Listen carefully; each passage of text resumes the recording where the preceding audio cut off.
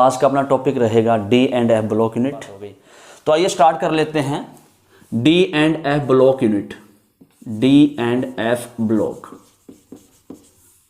तो स्टूडेंट्स आज हम देखेंगे what are d block element, what are d block elements. D block elements होते क्या है स्टूडेंट्स, ठीक है। तो बड़ा सिंपल सा है, अपनी पीरियोडिक टेबल के अंदर student group number 3 to 12 element, भाई टोटल 18 ग्रुप होते हैं, तो 3 से लेके 18 ग्रुप जो है, सॉरी 3 से लेके जो 12 ग्रुप बने हुए हैं वो अपने डी ब्लॉक के हैं। Okay, definition number 1। और इंडिविजुअल एलिमेंट का पता करना हो तो क्या करेंगे, कॉन्फ़िगरेशन लिख के देख लेंगे। अगर किसी भी एलिमेंट का लास्ट इलेक्ट्रॉन डी ऑर्बिटल में चला जाता है तो वो डी ब्लॉक एलिमेंट होगा। क्लियर है।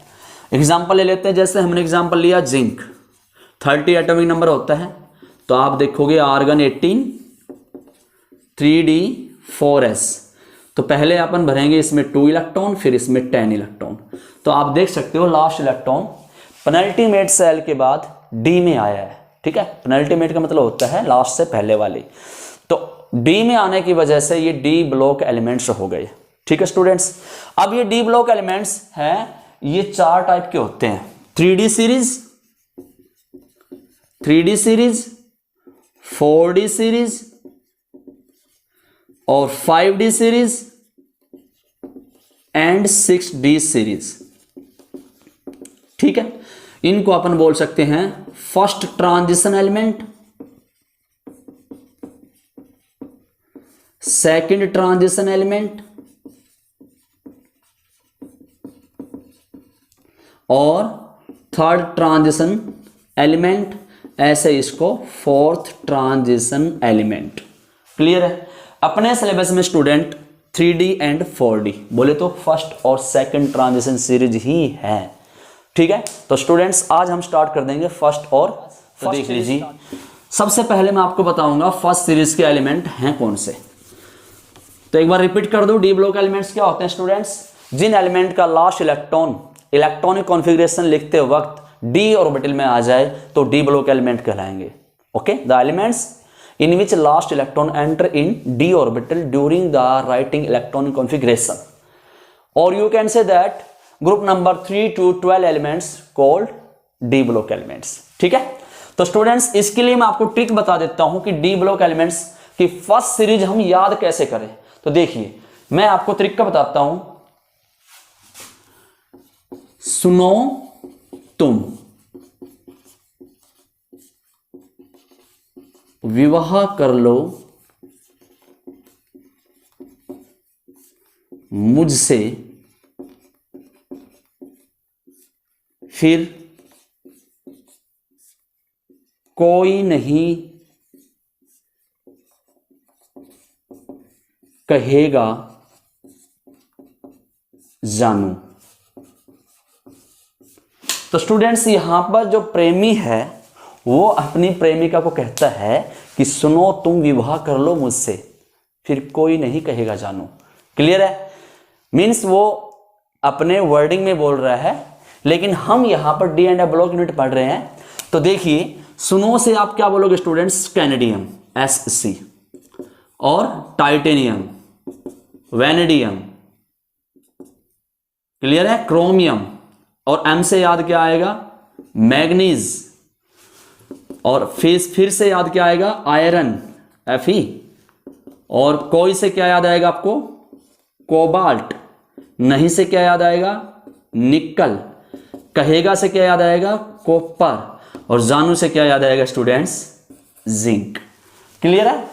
एटॉमिक नंबर बता देता हूं, 21 22 23 24 25 26 27 28 29 एंड 30।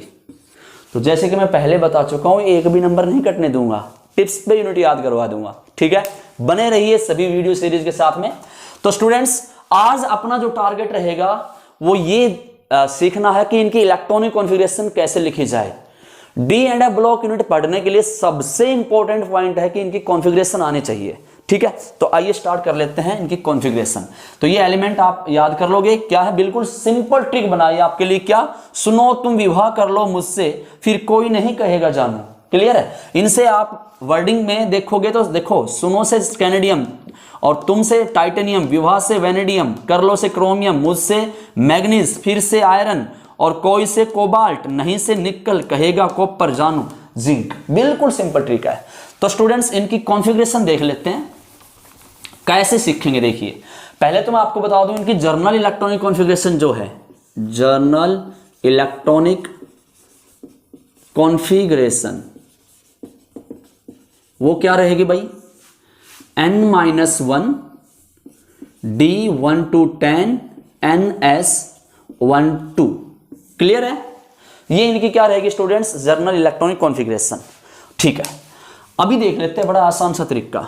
स्टूडेंट्स इसकी जो फाउंडेशन होगी कॉन्फ़िगरेशन की, आप ऐसे याद करो, आर्गन 18 3D और 4s। ठीक है, बस इसमें 2 इलेक्ट्रॉन रखो। क्लियर है, मान लीजिए आपको स्कैनेडियम का लिखना है भाई, 21 का, एटॉमिक नंबर 21 है, तो क्या आएगा, 18 2 20 1 21। सिंपल हो गए ना, बस ये फाउंडेशन याद कर लो, आर्गन 3D 4s। बहुत इंपॉर्टेंट ट्रिक है स्टूडेंट्स, और मैं आपको बता दूं डी एंड एफ ब्लॉक बिना कॉन्फ़िगरेशन के अधूरी है। चलिए देख लेते हैं।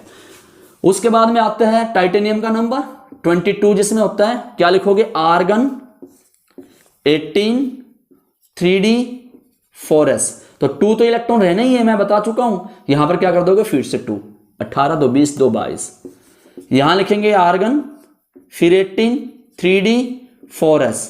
मान लीजिए आपको लिखना वेनेडियम का, एटॉमिक नंबर 23 है, 18 2 20 3 23। ठीक है, क्रोमियम का लिखना है।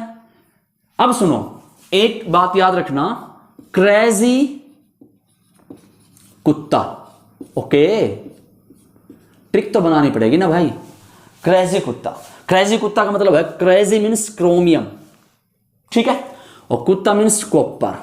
भाई इन दोनों का इलेक्ट्रॉनिक कॉन्फ़िगरेशन डिफरेंट है, इसलिए मैं इस सीरीज के अंदर ऐड नहीं कर रहा, थोड़ी देर बाद में बताने वाला हूं। क्लियर है, तो देखिए अब कर लेते हैं मैग्नीज का, क्योंकि क्रेजी मैंने छोड़ दिया 24, और क्रेजी कुत्ता से याद आया, ये याद भी रह जाएगा किन एलिमेंट का अलग है, तो फटाक से डायलॉग याद कर लेना, क्रेजी कुत्ता। इन एलिमेंट्स का कॉन्फ़िगरेशन अलग है, क्रेजी मीन्स क्रोमियम, कुत्ता मीन्स कॉपर। क्लियर है, तो देखिए मैग्नीज में एटॉमिक नंबर होता है भाई 25, तो क्या करोगे, आर्गन 18 3D 4s, 18 2 20 5 25। सिंपल है। ऐसे आयरन का लिखोगे तो क्या आएगा भाई लोगों, आर्गन 18 3D 4s, 18 2 20 6 26। मतलब फाउंडेशन वही चल रही है। क्या फॉर्मेशन है, आर्गन लिखेंगे 3D 4s, argon noble gas configuration है, 18 इसमें इलेक्ट्रॉन्स होते हैं, 4s में 2 इलेक्ट्रॉन भर रहा हूं, क्योंकि इसमें भी देखो जनरल कॉन्फ़िगरेशन में NS1 से 2 आता है, तो 2 इलेक्ट्रॉन्स भरता गया और बाकी जो बचे इलेक्ट्रॉन वो D में भर दिए गए। क्लियर है, ओके। उसके बाद में नंबर आता है भाई कोबाल्ट का, निकल का नंबर आता है, निकल में 27, सॉरी कोबाल्ट में 27। तो कोबाल्ट में क्या करोगे भाई, आर्गन 18 3D 2 20 7 27। ठीक है, नहीं ऐसे निकल में करेंगे, निकल का एटॉमिक नंबर कितना होता है भाई, साइल कितना होता है बेटा, 28। क्लियर, तो क्या करेंगे भाई, आर्गन 18 3D 4s, 18 2 20 8 28। क्लियर है, और अब रहेगा जिंक। सर जी कॉपर का क्यों नहीं लिख रहे भाई, क्रेजी कुत्ता याद रखो ना। क्लियर, अब क्या करेंगे, आर्गन 18 3D 4s, तो 18 2 20 पहले इसमें इलेक्ट्रॉन भर रहा हूं, बचे हुए इलेक्ट्रॉन इसमें भर दूंगा 10 30। ठीक है, तो स्टूडेंट्स मुझे उम्मीद है ये वीडियो को पॉज करके आप कॉन्फ़िगरेशन लिख लोगे, नोटबुक तैयार रखा करो फटाक से, क्योंकि लंबे टाइम तक याद रखने हैं अपने को। कोई वीडियो देखने मात्र से ये यूनिट याद नहीं होनी है, देखने के साथ साथ में नोट भी करेंगे बच्चों। अगर अच्छे मार्क्स चाहते हो तो 6 नंबर। और ये आपको मैं पहले बता देता हूं, कुछ स्टूडेंट्स ये चाह रहे हैं कि पहले टर्म में जो नंबर बन गए वो बन गए भाई, सेकंड टर्म का सैंपल पेपर देख के ये बिल्कुल क्लियर हो गया कि सीबीएसई अब की बार आसान पेपर देने वाली नहीं है, पेपर देगी बहुत बेहतरीन, और बेहतरीन नंबर लेने के लिए बेहतरीन वीडियो देखना पड़ेगा। क्लियर है? तो देख लीजिए स्टूडेंट्स, अभी हम क्रेजी कुत्ता का कॉन्फ़िगरेशन लिखने वाले हैं। क्रेजी बोले तो क्रोमियम और कुत्ता बोले तो कॉपर। तो देख लीजिए, क्रोमियम एटॉमिक नंबर 24 होता है students, argon 18, 3d4s। Generally students क्या करते हैं, 18 2 20 4 24, जो कि रॉन्ग कॉन्फ़िगरेशन है, रॉन्ग कॉन्फ़िगरेशन है। अब आपको बता दूं, it has been observed that exactly half filled and exactly full filled orbitals are more stable than other configuration। तो इसीलिए स्टूडेंट्स ये क्रोमियम क्या करता है, अपना डी के अंदर एग्जैक्टली हाफ फील्ड बनाने के लिए एक इलेक्ट्रॉन एस से ले लेता है। ये तो आपको पता ही है, डी के अंदर 5 बॉक्स बनते हैं भाई, 5 सब सेल होती हैं, d x y, d y z, d z x, d x square minus y square and d z square. अगर ये याद नहीं रख सकते, इतना तो याद कर सकते हो कि डी के अंदर 5 बॉक्स होते हैं। ओके, 1 2 3 4 5, 1 2 3 4 5, 4s का ऑर्बिटल ये हो गया। तो क्या होगा स्टूडेंट्स, इलेक्ट्रॉन्स इतने रहेंगे, लेकिन क्या हो जाएगा, इसमें 5 इलेक्ट्रॉन हो जाएंगे, 1 2 3 4 5, और यहां से एक इलेक्ट्रॉन लिया है, एक इलेक्ट्रॉन लिया है, तो यहां एक ही इलेक्ट्रॉन बचेगा। ऐसा क्यों किया, मैं बता चुका हूं, एग्जैक्टली हाफ फील्ड क्या है, ज्यादा स्टेबल होता है। क्लियर है? क्योंकि एग्जैक्टली हाफ फील्ड के अंदर स्टूडेंट्स क्या होता है, एक्सचेंज एनर्जी ज्यादा होती है, एक्सचेंज एनर्जी ज्यादा होती है, जिसकी वजह से क्या होता है स्टूडेंट्स, स्टेबिलिटी ज्यादा आ जाएगी। क्लियर है? एक्सचेंजिंग ज्यादा होती है इलेक्ट्रॉन्स की, इसके अंदर एक्सचेंजिंग कम हो रही थी। Is that clear? तो कुल मिला के स्टूडेंट्स, क्रेजी का मीन्स क्रोमियम का कॉन्फ़िगरेशन क्या बन गया, argon 18, 3d5 and 4s1। Clear है? ये आपका राइट कॉन्फ़िगरेशन होगा। ऐसे ही अपन बात करेंगे कॉपर की स्टूडेंट्स। कॉपर का एटॉमिक नंबर कितना होता है, 29। तो इसमें भी आर्गन 18, 3d4s, 18 2 20 और 9 29, ऐसे कर लेते हैं, जो कि रॉन्ग कॉन्फ़िगरेशन कहलाएगा। भाई जनरली तो ऐसे ही किया जाता है, लेकिन ये रॉन्ग है। तो राइट कैसे बनेगा, वही बात है स्टूडेंट्स, एग्जैक्टली हाफ फील्ड और फुल फील्ड क्या है, मोर स्टेबल। तो ये क्या करता है, यहां से एक इलेक्ट्रॉन ले लेगा। क्लियर है? यहां क्या हो जाएंगे, देखिए 1 2 3 4 5 6 7 8 9 10। क्लियर है? और 4s के अंदर क्या रह जाएगा, एक इलेक्ट्रॉन रह जाएगा। क्लियर है? ऐसा इसलिए किया ताकि ये स्टेबल हो जाए। भाई सभी स्टेबिलिटी चाहते हैं। अब कुछ बच्चे कह रहे हैं सर जी फिर तो किसी भी एलिमेंट में ऐसा होता होगा तो हम कर लें क्या, ऑफ कोर्स कर सकते हो। किसी भी एलिमेंट में ऐसा हो रहा है, सब में आप कर सकते हो। एग्जैक्टली हाफ फील्ड और फुल फील्ड के लिए एलिमेंट्स अपना कॉन्फ़िगरेशन चेंज कर लिया करते हैं। क्लियर है स्टूडेंट्स? तो इसका राइट कॉन्फ़िगरेशन क्या बनेगा, 3d10 4s1।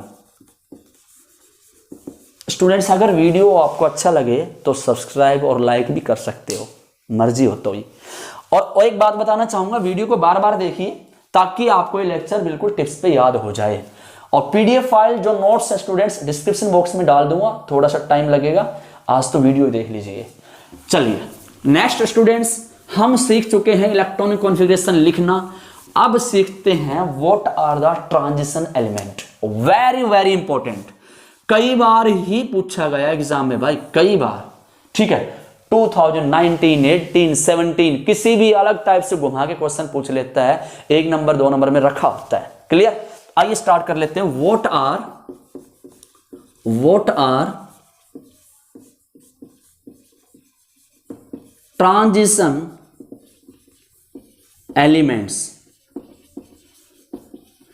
भाई बहनों, ट्रांजिशन एलिमेंट क्या होते हैं? ट्रांजिशन एलिमेंट डरने की जरूरत नहीं है। अरे डी ब्लॉक एलिमेंट में से ही ट्रांजिशन बनते हैं। डी ब्लॉक एलिमेंट में से क्या बनते हैं प्यारे बच्चों? ट्रांजिशन बनते हैं। मींस ऐसे डी ब्लॉक एलिमेंट्स जिनके डी में 10 से कम इलेक्ट्रॉन रह जाएं। इससे सिंपल और मैं क्या कहूं? ठीक है, लेकिन ये लाइन जो मैं बोल रहा हूं ये कुछ बुक्स में लिख रखी जो कि अधूरी लाइन है। मैं इसको परफेक्ट बनाता हूं। अपन क्या बोलेंगे? ऐसा एलिमेंट जिसके डी में इनकंप्लीट इलेक्ट्रॉन्स रह जाएं 10 से, आयनिक फॉर्म में या न्यूट्रल फॉर्म में, ये वर्ड याद करना, आयन फॉर्म में या न्यूट्रल फॉर्म में। इसका मतलब तो नहीं समझे सर, पहले ये तो बता दूं ट्रांजिशन एलिमेंट क्या होते हैं, बाद में बताऊंगा इसका मीनिंग। क्लियर? तो देख लीजिए, जैसे अपन बात करते हैं स्कैनेडियम की 21 एटॉमिक नंबर होता है, कॉन्फ़िगरेशन आप सीख चुके थे स्टूडेंट्स, 18 3d 4s2 1। क्लियर है? 21। तो डी में भाई लोगों 10 इलेक्ट्रॉन आते हैं, 10 से कम इलेक्ट्रॉन आए, इसका मतलब क्या है, ये ट्रांजिशन एलिमेंट। ओके सर, अब समझ में आ गया सर। टाइटेनियम की बात करते हैं 22, आर्गन 18, 3d 4s 18 2 20 2 22। सर जी 10 से कम तो इसमें भी आए, ऑफ कोर्स ट्रांजिशन एलिमेंट है, डी ब्लॉक होते हुए भी क्या बन गया, ट्रांजिशन बन गया। ओके सर, कुल मिला के और देख लेते हैं, मैग्नीज देख लेते हैं 25, आर्गन 18, 3d 4s 18 2 20 5 25। यहां भी देख सकते हो 5 इलेक्ट्रॉन्स आए हैं, इनकम्प्लीट है, मतलब 10 इलेक्ट्रॉन तो नहीं आए ना, तो ये भी क्या है, ट्रांजिशन एलिमेंट है। ओके, अब बात करते हैं कॉपर के। भाई कॉपर में एटॉमिक नंबर 29 होता है, तो देखिए आर्गन 18, तो ये वाला क्या था मैं बता देता हूं, ये वाला ट्रांजिशन, ये वाला ट्रांजिशन, ये वाला ट्रांजिशन। अब कॉपर की बात करते हैं तो 3d 10 4s1 एक्सेप्शनल कॉन्फ़िगरेशन बताया था मैंने आपको, क्रेजी कुत्ता, एक्सेप्शनल कॉन्फ़िगरेशन याद करवा दूंगा, बिल्कुल वीडियो के लास्ट तक याद हो जाएगी ये यूनिट। तो स्टूडेंट देखिए आप 3d 10 4s1, तो अब डेफिनेशन के अकॉर्डिंग क्या है कि डी में इनकम्प्लीट कॉन्फ़िगरेशन होनी चाहिए, डी में 10 से कम इलेक्ट्रॉन होने चाहिए, तो सर ये वो एलिमेंट तो ट्रांजिशन नहीं होना चाहिए, फिर भी ये ट्रांजिशन है, फिर भी स्टूडेंट्स ये ट्रांजिशन है। ऐसा क्यों? अभी वो लाइन आती है, इसलिए डेफिनेशन ये है, अगर कोई एलिमेंट न्यूट्रल फॉर्म में या आयन फॉर्म में, फिर अगर डी में इनकम्प्लीट कॉन्फ़िगरेशन रह जाती है, तब वो ट्रांजिशन रहेगा, ट्रांजिशन माना जाएगा। अगर आयनिक फॉर्म, अब कुछ एलिमेंट ऐसे हैं जो न्यूट्रल फॉर्म में तो 3d के अंदर कंप्लीट कॉन्फ़िगरेशन रखते हैं, जैसे कॉपर है, कॉपर में 3d के अंदर 10 इलेक्ट्रॉन है, कंप्लीट कॉन्फ़िगरेशन है, लेकिन कॉपर आपको बता दूं +2 स्टेट में ज्यादा स्टेबल है। अगर मान लीजिए एक्वस मीडियम में होगा कॉपर, तो ये +2 स्टेट में आएगा स्टूडेंट्स। +2 स्टेट का मतलब 2 ऑक्सीडेशन स्टेट में 2 इलेक्ट्रॉन लॉस करेगा, तो कॉन्फ़िगरेशन क्या बनेगी भाई, आर्गन 18 3d और 1 इलेक्ट्रॉन यहां से निकल जाएगा, 1 यहां से निकल जाएगा, तो 9 4s0। अब यहां देख सकते हो डी के अंदर 10 इलेक्ट्रॉन तो नहीं आए, मतलब 10 से कम बने ना, तो इसलिए पक्का कर लो, अगर कोई एलिमेंट न्यूट्रल फॉर्म में या फिर आयन फॉर्म में डी के अंदर 10 से कम इलेक्ट्रॉन कर ले, तो वो ट्रांजिशन कहलाएगा। समझ रहे हो ना भाई? अब ये एलिमेंट थे, इनके तो आयन फॉर्म की जरूरत ही नहीं थी, पहले से डी में कम है, लेकिन कॉपर के क्या है, डी में न्यूट्रल फॉर्म में 10 इलेक्ट्रॉन थे, फिर भी ट्रांजिशन है। कभी आप सोचो कि कॉपर ट्रांजिशन नहीं है, बिल्कुल ट्रांजिशन है, क्योंकि डी में 10 से कम इलेक्ट्रॉन आए हैं। Clear students? तो इनकम्प्लीट कॉन्फ़िगरेशन जिसका हो डी का, क्योंकि कंप्लीट तो 10 से बनता है, इनकम्प्लीट जिसका भी बनेगा वो ट्रांजिशन एलिमेंट होगा। तो सर जी इसका मतलब तो ये है, अगर कभी भी हम आयन फॉर्म में लेके जाएंगे तो इलेक्ट्रॉन्स तो कम हो जाएंगे, फिर तो ट्रांजिशन बन जाएगा। ऐसा नहीं है, कुछ एलिमेंट ऐसे हैं आयन फॉर्म में जाने के बाद भी और पहले भी डी में कम इलेक्ट्रॉन नहीं होने देते। एग्जाम्पल है भाई बहनों, जिंक है, देखिए ओके, कैडमियम है, मरकरी है। क्लियर है? Zinc, cadmium, mercury non transition element कहलाते हैं। आइए एग्जाम्पल कर लेते हैं अपन 3D सीरीज में जिंक नाम के एलिमेंट का। कैसे करते हैं देख लीजिए स्टूडेंट्स, देख लीजिए भाई, लिख लो फटाक से, लिख लो, जल्दी लिख लो वीडियो पॉज करके। तो स्टूडेंट्स ट्रांजिशन एलिमेंट में अपन बात करते हैं, जिंक है वो आयन फॉर्म में, देखो जिंक है वो +2 स्टेट में ज्यादा स्टेबल रहेगा, तो Zn2 पॉजिटिव में देखेंगे, और जिंक एलिमेंट ऐसा है जो +2 स्टेट ही दिखाता है, ध्यान रखना। तो यहां पर अपन आर्गन 18 30 होते हैं ना, और 3d 4s। अब सर 30 है तो 2 इलेक्ट्रॉन यहां से कम करेंगे, याद रखना, और यहां पर रहेंगे 10 ही, तो एग्जैक्टली फुलफिल रहा ना, इनकम्प्लीट नहीं बनाना, डी में इलेक्ट्रॉन्स कम नहीं हुए ना, इसीलिए ये नॉन ट्रांजिशन है, नॉन ट्रांजिशन। अब स्टूडेंट्स यहाँ पर कुछ बच्चे बहुत बड़ी मिस्टेक कर देते हैं कॉन्फ़िगरेशन लिखते वक्त। क्या करते हैं देखना, जैसे मैं कहूँगा कि भाई Fe2 पॉजिटिव का कॉन्फ़िगरेशन लिख दो, तो बच्चे पता क्या करते हैं, एटॉमिक नंबर 26 है, 2 इलेक्ट्रॉन कम हो गए, तो वो ऐसे लिखते देखना, आर्गन 18 3d4s, 24 इलेक्ट्रॉन हो गए ना, 18 2 20 4 24। भाई गलत है, रॉन्ग है। तो राइट कब बनेगा? अरे भाई बहनों पहले आप 26 का ही लिखो, 26 का ही, 18 2 20 6 26। अब 2 पॉजिटिव आया है तो जिसकी नंबर ऑफ सेल ज्यादा होगी उसमें से इलेक्ट्रॉन लॉस करने हैं, क्योंकि इलेक्ट्रॉन ऐड भी तो पहले इसी में हुए थे। तो यहां से 2 इलेक्ट्रॉन कम करोगे, अभी भी तो 24 है, 18 6 24, और पहले भी 18 2 20 4 24, तो वो तो 24 नाम के एलिमेंट का कॉन्फ़िगरेशन लिखा आपने, 26 का कहां लिखा। इसलिए ऐसी मिस्टेक नहीं करना। आप क्या करोगे, पहले 26 का लिखोगे, फिर S में से इलेक्ट्रॉन निकालोगे, और फिर जरूरत ज्यादा पड़े तो D में से निकाल लेंगे। जैसे सर, जैसे कोबाल्ट की बात करते हैं, 27 है, 3 पॉजिटिव स्टेट में ज्यादा स्टेबल होता है, आर्गन 18 3d4s। अब अपन 27 का कैसे लिखते हैं भाई, 18 2 20 7 27। अब मैं कहूंगा 3 पॉजिटिव का लिखो, तो बच्चे पता क्या करते हैं, ओके 27 इसका एटॉमिक नंबर है, 27 में से 3 इलेक्ट्रॉन कम कर दो, 24 बच गए, ठीक है। और फिर क्या करते हैं, 18 2 20 4 24। भाई गलत है, तो कैसे करें सर, बता तो दिया, 18 2 20 7 27। अब 3 इलेक्ट्रॉन कम करेंगे तो 2 यहां से कम हो जाएंगे और 1 यहां से कम हो जाएगा। This is the correct electronic configuration of cobalt. तो I repeat again, all d block element are no transition but all transition element are d block element। Clear है, सभी d block element ट्रांजिशन नहीं होते। जैसे zinc है, d block तो है but transition नहीं है, मरकरी है, d block तो है बट ट्रांजिशन नहीं है, कैडमियम है, d block तो है बट ट्रांजिशन नहीं है, लेकिन स्कैनेडियम d block है, ट्रांजिशन भी है, टाइटेनियम ट्रांजिशन है, मैग्नीज ट्रांजिशन है, कॉपर ट्रांजिशन है आयन फॉर्म में, तो वो माना जाएगा ट्रांजिशन। Is that clear?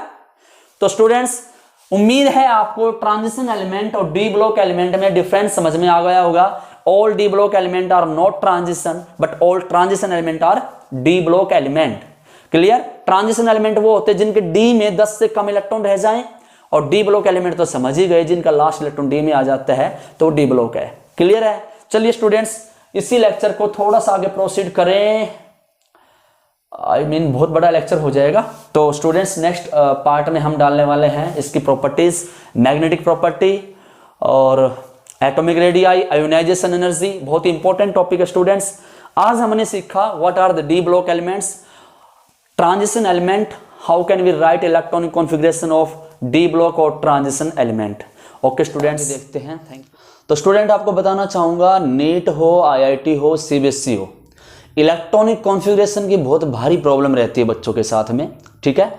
या तो 3D सीरीज में से पूछ लेता है, तो मोस्टली एलिमेंट 3D सीरीज का तो लिख देते हैं, 4D सीरीज में भारी दिक्कत आ जाती है, क्योंकि एटॉमिक नंबर याद है तो एलिमेंट का पता नहीं चलता उनको कि किस प्रकार की कॉन्फ़िगरेशन यूज करनी है। तो स्टूडेंट्स आज मैं आपको बहुत ही सुंदर ब्यूटीफुल ट्रिक देने वाला हूं और उम्मीद है आप इसको नोट करोगे और याद करोगे। आइए स्टार्ट कर लेते हैं। तो स्टूडेंट्स देखिए, डी एंड एफ ब्लॉक में मैंने आपके लिए ट्रिक्स बनाई हैं, तो देख लेते हैं, कर लेते हैं स्टार्ट। देखो students, 3D series, 4D series, 5D series और 6D सीरीज ये अपने सिलेबस में है। इनमें से ये 2 सीरीज CBSE सिलेबस में है और बाकी ये नीट IIT के लिए चारों ही सीरीज यूज हो जाती हैं। तो स्टूडेंट्स आपको बता दूं, 3D सीरीज तो कहां से कहां तक है भाई, स्कैनेडियम से लेके जिंक तक है। ओके, 3D सीरीज कहां से बेटा, स्कैनेडियम से लेके जिंक तक, और ये रहेगी आपकी यूटेरियम से लेके ओके और कैडमियम तक की सीरीज रहेगी। क्लियर है?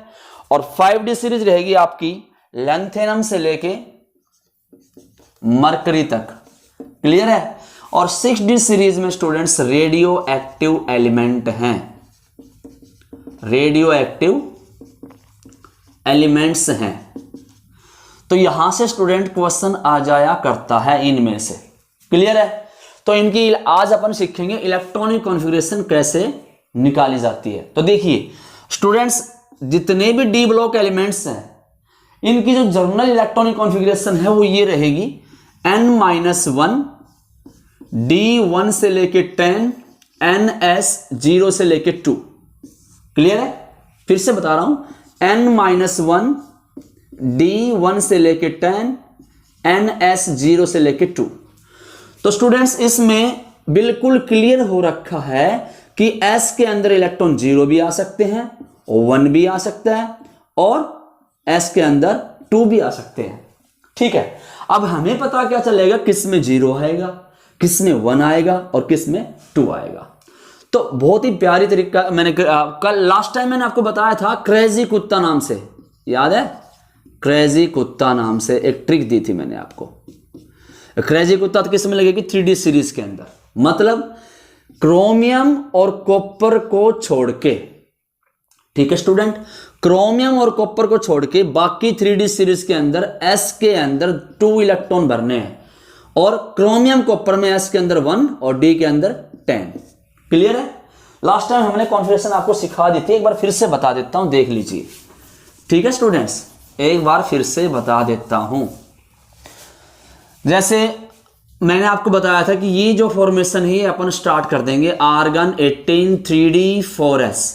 क्लियर है? मान लीजिए आपको टाइटेनियम का लिखना है 22 का, तो 18 2 20 2 22 ऐसे कर लेंगे।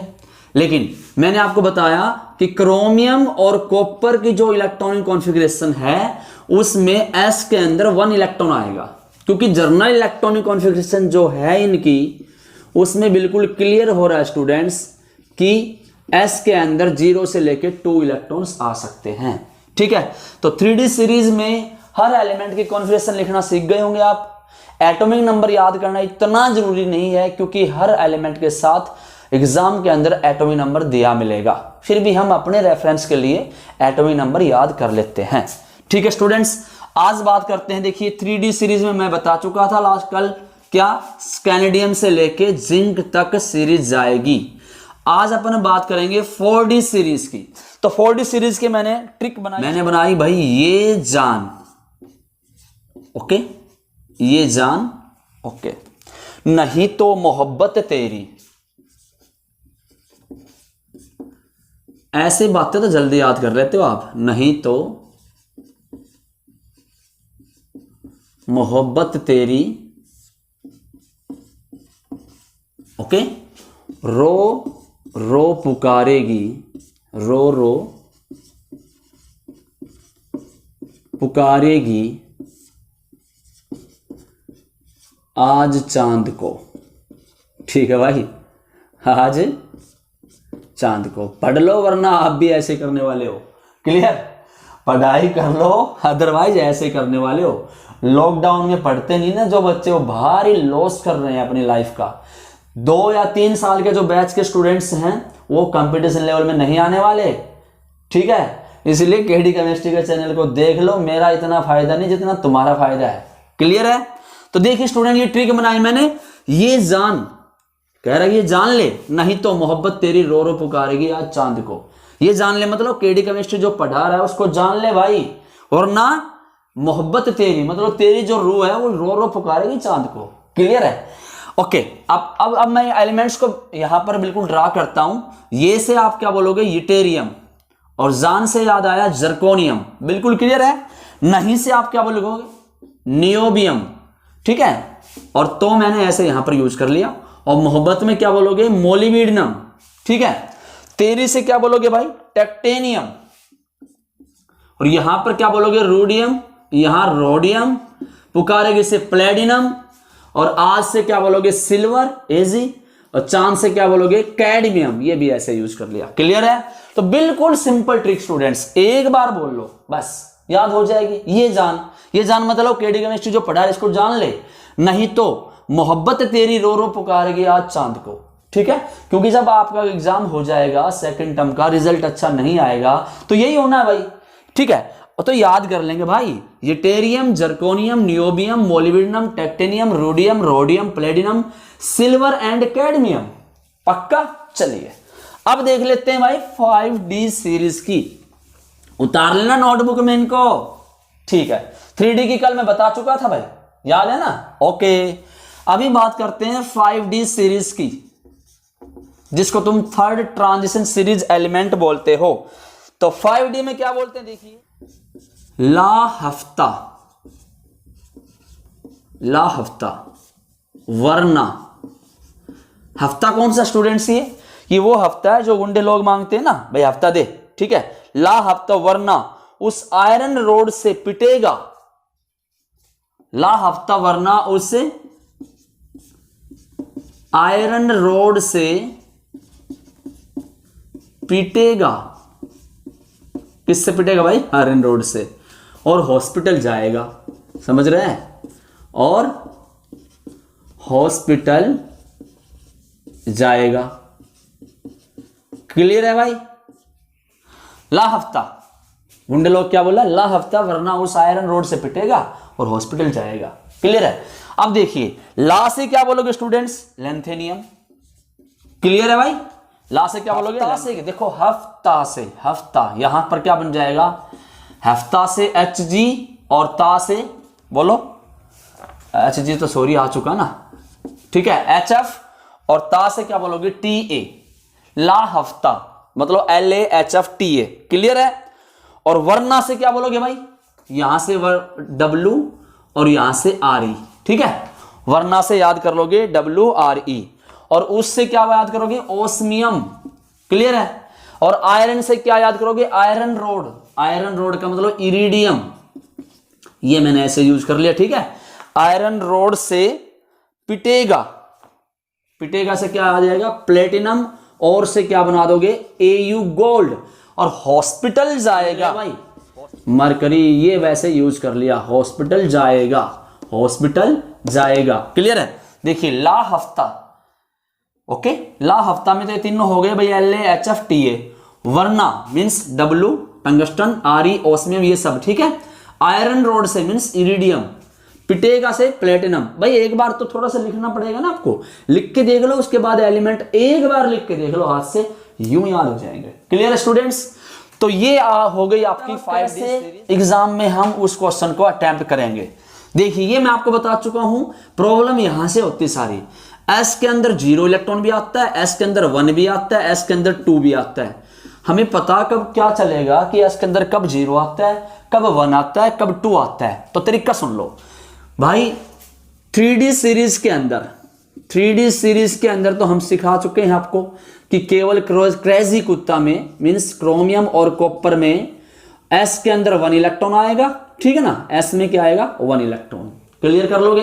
अब देखो, S में 1 इलेक्ट्रॉन करने के बाद जो भी एटॉमिक नंबर बच गया उसको कवर कर देंगे भाई। जैसे इसका 24 है, ठीक है, तो ये तो लिखना बताया था मैंने, आर्गन लिख लेंगे 3D 4s। अब 24 में एक तो मैंने बता दिया, S में 1 आएगा। अब ये 18 होता है, बचे कितने? 5 ही तो बचे। क्लियर है ना? ऐसे ही कॉपर में 29, तो यहां पर आर्गन लिखेंगे, 3D करेंगे, 4s करेंगे। अब यहां मैं बता चुका हूं कि क्रेजी कुत्ता मीन्स क्रोमियम और कॉपर में यहां 1 आया, तो यहां 10 कर दो, ठीक है। तो इस प्रकार ये 2 एलिमेंट एक्सेप्शनल केस थे, प्रॉब्लम नहीं आएगी, ठीक है सर। S1 का समझ में आ गया 3D सीरीज का। 3D सीरीज में S के अंदर 0 इलेक्ट्रॉन कभी भी नहीं आते हैं, ठीक है। कहां आएंगे वो आपको मैं बताने वाला हूं। ओके भाई, ठीक है। NCC में, ओके, NCC में तेरी रिपोर्ट, ओके, और आएगी। ये ट्रिक बनाई हुई हमने। एनसीसी में तेरी रिपोर्ट आएगी, आ में डबल ए आएगा ना, आएगी। अब सुन लीजिए, एन से याद करना भाई बच्चों नियोबियम। क्लियर है? सी से आपको पता ही है क्रोमियम और कॉपर। ये मैंने टोटल ट्रिक बता दी आपको कि जितने भी एक्सेप्शनल केस है ना डी ब्लॉक एलिमेंट में, बस ये ट्रिक याद कर लो। एनसीसी में तेरी रिपोर्ट आएगी, सिंपल है भाई। ठीक है, में से क्या बोलोगे आप? मोलिब्डेनम। Okay sir, molybdenum. तेरी से क्या है? टेक्टेनियम। ओके, और आर से क्या बोलोगे? रूडियम, और ये फिर रोडियम। और यहां से आप समझ गए होगे क्या बोलोगे? दो बार आया तो यहां क्या हो जाएगा? एजी एंड ए यू। बस ये वो element students D block elements के अंदर जो एक्सेप्शनल इलेक्ट्रॉनिक कॉन्फ़िगरेशन रखते हैं, जो एक्सेप्शनल इलेक्ट्रॉनिक कॉन्फ़िगरेशन रखते हैं। जैसे बात करूं सिल्वर की, तो सिल्वर का मुझे एटॉमिक नंबर याद है भाई 47, हालांकि टेंशन मत लो, एटॉमिक नंबर गिवन मिलेगा। ओके, तो यहां पर देखो सिल्वर में 47 एटॉमिक नंबर है, तो क्रिप्टॉन यहां पर अपन नोबल गैस कॉन्फ़िगरेशन यूज करेंगे 36 4d5s। तो देख सकते हो s के अंदर 1 इलेक्ट्रॉन आया, एक्सेप्शनल कॉन्फ़िगरेशन है नहीं, 36 37 और 10 47। ठीक है, ओके सर, इसका समझ में आ गया। क्रोमियम का बता चुका हूं, कॉपर का बता चुका हूं। ठीक है, अब सुनो, इन सब एलिमेंट्स में s के अंदर 1 इलेक्ट्रॉन हम रख देंगे और एक्सेप्शनल कॉन्फ़िगरेशन लिख लेंगे। अब सर आपने ये नहीं बताया कि s के अंदर 0 किस में आता है। भाई s के अंदर 0 केवल एक ही केस में आता है, नाम है प्लेडियम। बोलो, नाम है प्लेटिनम, प्लेटिनम नहीं। Okay, Palladium. तो इसका एटॉमिक नंबर कितना होता है भाई? इसका एटॉमिक नंबर होता है 46। ओके, 46। तो इसका कॉन्फ़िगरेशन कैसे करेंगे देखिए, क्रिप्टॉन 36 4d। अब सुनो, s के अंदर इलेक्ट्रॉन डालने की जरूरत नहीं है, क्योंकि हर एलिमेंट अपना एग्जैक्टली हाफ फील्ड या फुल फील्ड कॉन्फ़िगरेशन करना चाहता है नहीं, अरे स्टेबिलिटी के लिए। तो इसलिए इलेक्ट्रॉन्स को d ऑर्बिटल में ही भर देंगे। मैंने आपको लास्ट लेक्चर में, कल वाले लेक्चर में आपको बताया था कि स्टूडेंट्स एलिमेंट्स अपना कॉन्फ़िगरेशन चेंज कर लेते हैं अगर d के अंदर एग्जैक्टली हाफ फील्ड या फुल फील्ड होता है तो। ठीक है स्टूडेंट, तो देखिए यहां पर 4d10 होने से 46 कॉन्फ़िगरेशन पूरा हो रहा है। तो यहां से क्लियर हो गया कि 5s के अंदर इलेक्ट्रॉन नहीं आएगा। तो स्टूडेंट्स, उम्मीद है ये लेक्चर आपको बहुत ही बेहतरीन तरीके से समझ में आया होगा। पूरा वीडियो देखोगे, उसी के बाद आपको बेनिफिट होने वाला है। 3 बातें याद करनी है। देखिए क्या क्या याद करनी है। सबसे पहले तो आपको बता दूं 3D सीरीज के एलिमेंट की ट्रिक बताई मैंने, 4D सीरीज के एलिमेंट की ट्रिक बताई, 5D सीरीज के एलिमेंट की ट्रिक बताई, 6D सीरीज में रेडियो एक्टिव एलिमेंट है, जरूरत नहीं है। ओके, फिर मैंने उसकी ट्रिक बताई जिससे एक्सेप्शनल केस बनते हैं, ये तो बहुत जरूरी है। और मेरे से ऑटोग्राफ ले लो, साइन मरवा लो, 100% इलेक्ट्रॉनिक कॉन्फ़िगरेशन एक एलिमेंट का। नीट आईआईटी की बात कर रहा हूं मैं, नीट और आईआईटी में, सीबीएसई को तो छोड़ो भाई, नीट आईआईटी की बात कर रहा हूं। तो सीबीएसई में तो आना ही है ऑब्वियसली, सीबीएसई में थोड़ा इजी क्वेश्चन आ जाएगा। नीट और आईआईटी में जब क्वेश्चन आ रहा है किस में से, electronic configuration of the d block elements, तो 100% रॉन्ग होए, लेकिन अगर आप मेरे इस ट्रिक को यूज कर लोगे तो सॉल्व ही होए। क्लियर है? कैसे सर? एनसीसी में तेरी रिपोर्ट आएगी, ये वाले जो एलिमेंट्स हैं इसके अंदर क्या होगा भाई, एक्सेप्शनल केस। बाकी सभी एलिमेंट में क्या लगाएंगे, 3D 4D 5D। ओके, और यहां पर क्या लिखेंगे, 4s 5s 6s, मतलब सब में 2-2 इलेक्ट्रॉन। यहां पर तो जितने की जरूरत होगी उतने भर देंगे, समझ रहे हो ना भाई, जितने की जरूरत होगी उतने भर देंगे इसमें। मान लीजिए 22 करने हैं तो 18 आ चुके, 18 2 20 2 22। ठीक है ना? तो यहां पर आर्गन आ गई, क्रिप्टॉन आ गई, और यहां जिनोन नाम की गैस यूज हो जाएगी। क्लियर है ना?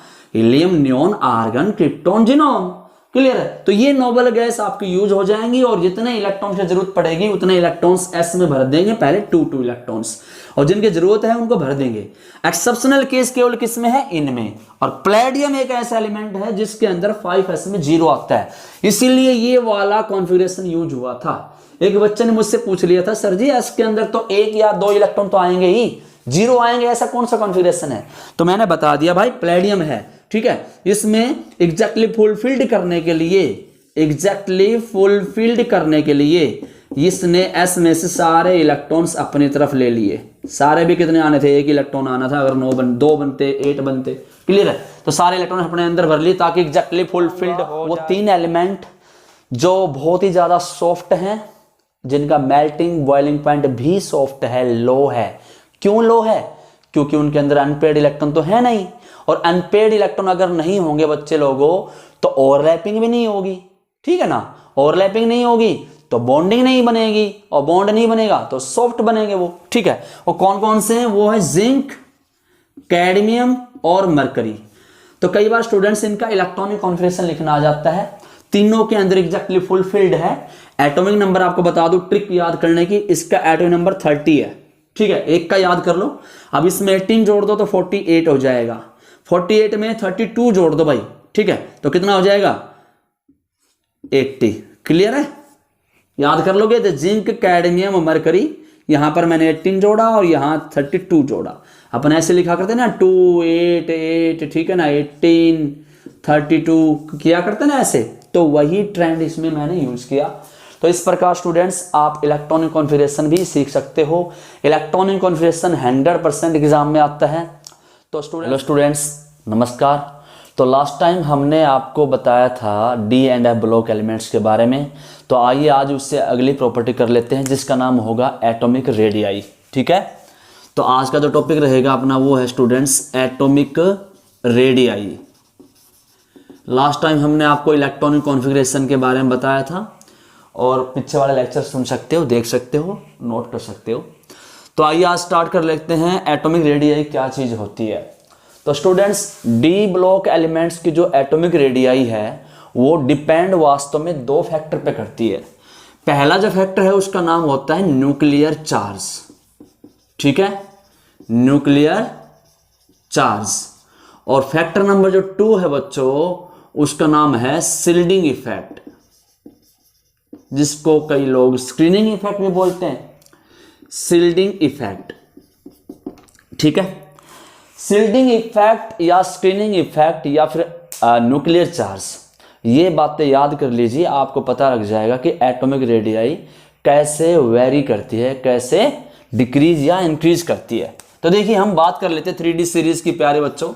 तो 3D सीरीज में एलिमेंट थे स्कैनेडियम, ठीक है, और फिर कौन आया था बोलिए, टाइटेनियम, वैनेडियम, क्रोमियम, मैग्नीज, और फिर कौन आया था भाई, आयरन और कोबाल्ट, निकल, कॉपर एंड जिंक। ये एलिमेंट्स थे 3D सीरीज में। तो देखिए एटॉमिक रेडियाई स्टूडेंट्स कैनेडियम से लेके और क्रोमियम मैग्नीज तक, कहां से लेके कहां तक, मैग्नीज तक, क्रोमियम मैग्नीज मींस स्कैनेडियम से लेके मैग्नीज तक एटॉमिक रेडियाई डिक्रीज करेगी भाई। एटॉमिक रेडियाई क्या करेगी, डिक्रीज। क्यों डिक्रीज करेगी बताने वाला हूं। उसके बाद बात करते हैं आयरन, कोबाल्ट, निकल। तो स्टूडेंट्स इन एलिमेंट्स की ऑलमोस्ट क्या रहती है, ऑलमोस्ट सेम रहती है भाई, सेम। और कॉपर और जिंक की सडनली क्या करने स्टार्ट कर जाती है, इंक्रीजेस। क्लियर है। तो एटॉमिक रेडियाई का जो ट्रेंड रहेगा स्टूडेंट्स वो क्या रहेगा कि स्कैनेडियम से लेके मैग्नीज तक क्या करेगी, डिक्रीज, ठीक है, और आयरन, कोबाल्ट, निकल, इवन कॉपर तक कह सकते हो क्या रहती है, सेम रहती है। आयरन से लेके और कॉपर तक लगभग क्या रहती है, सेम, यहां तक, बस यहां से इंक्रीज होना स्टार्ट करती है।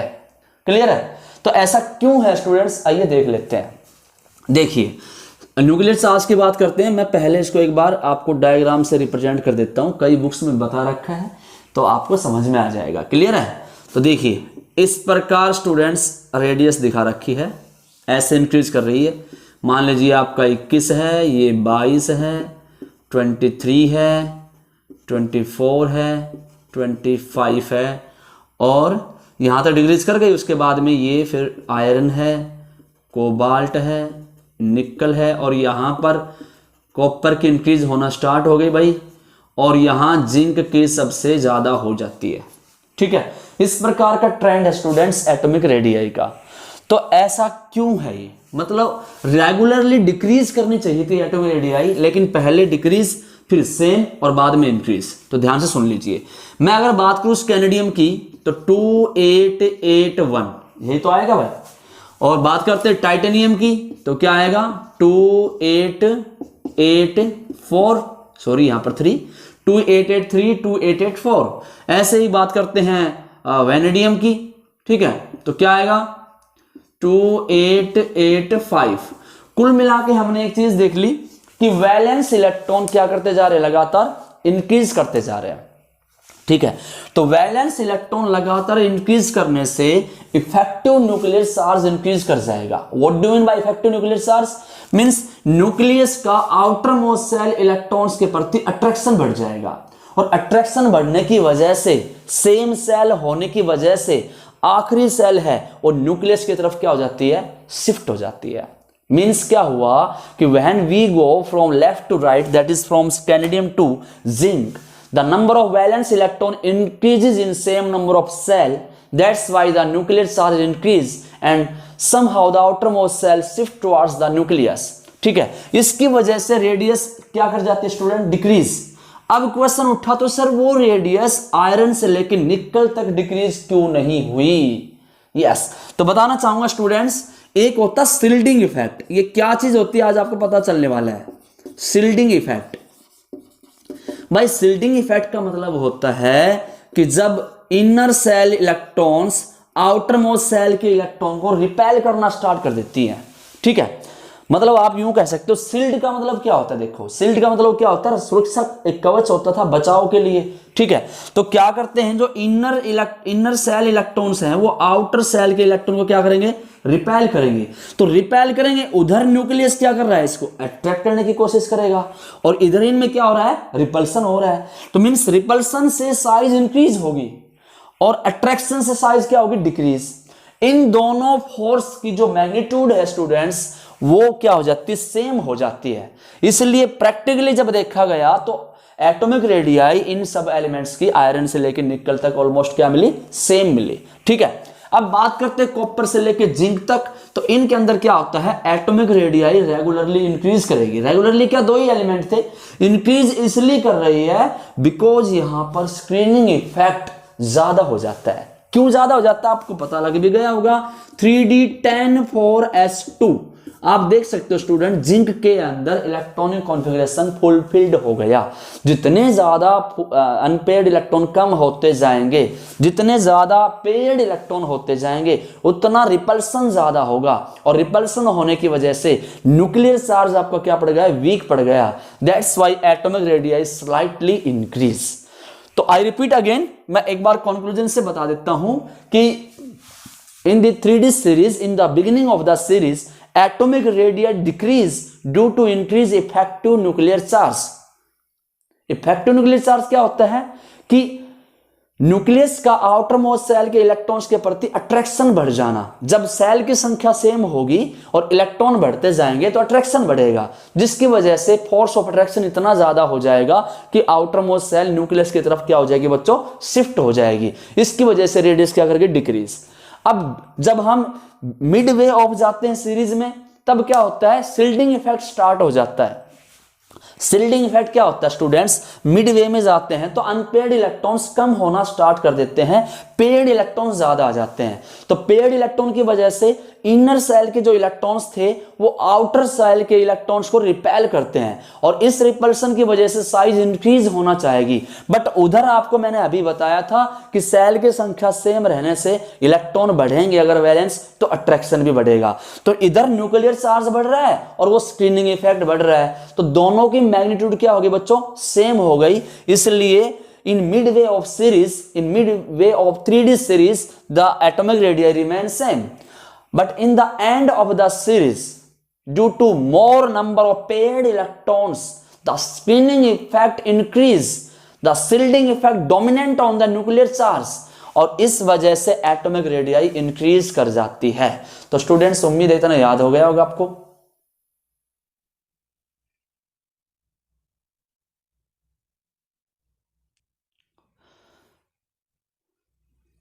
तो स्टूडेंट्स अब हम बात कर लेते हैं, ये तो बात हुई थी लेफ्ट टू राइट, अब हम बात कर लेते हैं टॉप टू बॉटम। मींस जब 3D से 4D सीरीज के अंदर हम जाएंगे तो एटॉमिक रेडियाई क्या करेगी भाई, इंक्रीज करेगी।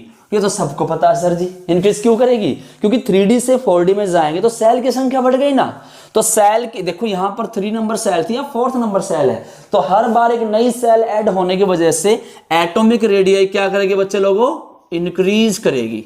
एटॉमिक रेडियाई क्या कर जाएगी भाई, इंक्रीज कर जाएगी। ठीक है, तो atomic radii left to right क्या कर रही है, डिक्रीज, और वो भी लेफ्ट टू राइट में in the beginning of the series decrease, in mid way of series remain same, in the end of the series it is start slightly increase. लेकिन बात करें टॉप टू बॉटम तो 3D से 4D series में atomic radius students क्या करेगी, increase. क्यों increase करेगी? क्योंकि हर बार एक नई सेल हो जाती है, इस सब बच्चों को पता है। 3D से 4D में जब आएंगे तो सेल की संख्या इंक्रीज कर रही है। बट बात करते हैं 4D से 5F सीरीज के, तो स्टूडेंट्स 4D और 5D, ठीक है, सॉरी 4D से 5D सीरीज में जब जाते हैं तो एटॉमिक रेडियाई स्टूडेंट्स इंक्रीज करनी चाहिए, बट ऑलमोस्ट क्या रहती है भाई, सेम रहती है। अब क्यों सेम रहती है? देखिए, क्योंकि 5D सीरीज में जाते हैं तो 4f ऑर्बिटल आएगा। क्लियर है? 4f ऑर्बिटल आने की वजह से न्यूक्लियर चार्ज बढ़ेगा, ठीक है। तो न्यूक्लियर चार्ज बढ़ेगा तो एटॉमिक रेडियस क्या करना चाहेगा, डिक्रीज करना चाहेगा। भाई होनी चाहिए थी इंक्रीज, क्योंकि सेल की संख्या बढ़ी है। लेकिन स्टूडेंट्स 4f ऑर्बिटल आने की वजह से शिल्डिंग इफेक्ट क्या हो गया, वीक पड़ गया। क्यों पड़ गया सर जी? 4f ऑर्बिटल आने से शिल्डिंग इफेक्ट वीक क्यों हो गया? वही बात है भाई, क्योंकि इसके अंदर 4f के अंदर इलेक्ट्रॉन्स ज्यादा होते हैं, तो दैट्स वाई अट्रैक्शन क्या कर जाएगा, इंक्रीज। तो इफेक्टिव न्यूक्लियर चार्ज इंक्रीज करने की वजह से एटॉमिक रेडियाई ऑलमोस्ट सेम बन जाती है। तो लास्ट टाइम रिपीट कर देता हूं, लेफ्ट टू राइट जाएंगे, एटॉमिक रेडियाई स्लोली डिक्रीज करेगी, बीच में सेम रहेगी, लास्ट में इंक्रीज करेगी। टॉप टू बॉटम बात करते हैं 3D से 4D सीरीज में इंक्रीज करेगी सेल की संख्या बढ़ने की वजह से, और 4D से 5D में अगर आते हैं तो एटॉमिक रेडियस स्टूडेंट्स क्या रहती है, सेम रहती है। कर लेते हैं मेल्टिंग पॉइंट की। 3D सीरीज में जो मेल्टिंग पॉइंट है उसका किस हिसाब से क्या वेरिएशन होगा वो सुन लीजिए। तो स्टूडेंट्स मेल्टिंग पॉइंट जो वास्तव में डिपेंड करता है, मेल्टिंग पॉइंट, ये जो बात मैं आपको बता रहा हूं स्टूडेंट्स, ये हर एलिमेंट्स में लगता है लॉजिक, इसलिए इसको याद कर लेना। ओके, मेल्टिंग पॉइंट, अगर मेटल का मेल्टिंग पॉइंट देखना हो किसका कम है किसका ज्यादा है, तो मैं आज आपको फैक्टर बता रहा हूं, वो ध्यान रख लेना। मेल्टिंग पॉइंट स्टूडेंट्स डिपेंड करता है किस पे, मेटालिक करैक्टर पे, मेटालिक करैक्टर पे। ओके सर, और मेटालिक करैक्टर डिपेंड करता है प्यारे बच्चों क्या, मेटालिक बॉन्डिंग पे, मेटालिक बॉन्डिंग पे। ओके सर, और मेटालिक बॉन्डिंग डिपेंड करती है students number of unpaired electron पे, नंबर ऑफ अनपेयर्ड इलेक्ट्रॉन्स पे। ले भाई इससे बड़ी और तो आपको क्या मैं लॉजिक बताऊं। मेल्टिंग पॉइंट निकालने का तरीका सुन लीजिए, किन एलिमेंट्स का मेल्टिंग पॉइंट ज्यादा होगा, किन का कम होगा, कैसे लॉजिक लगाएंगे स्टूडेंट्स। मेल्टिंग पॉइंट डिपेंड किस पे करता है, मेटालिक करैक्टर पे। कुछ बच्चे क्या करते हैं, वो एटॉमिक मास देख लेते हैं और फिर कह देते हैं मेल्टिंग पॉइंट इसका ज्यादा है। भाई मेल्टिंग पॉइंट डिपेंड किस पे करता है प्यारे बच्चों, मेटालिक करैक्टर पे। और मेटालिक करैक्टर किस पे डिपेंड करेगा, मेटालिक बॉन्डिंग पे। और बॉन्डिंग किस पे डिपेंड करेगी, अनपेयर्ड इलेक्ट्रॉन्स पे। आइए देख लेते हैं कैसे।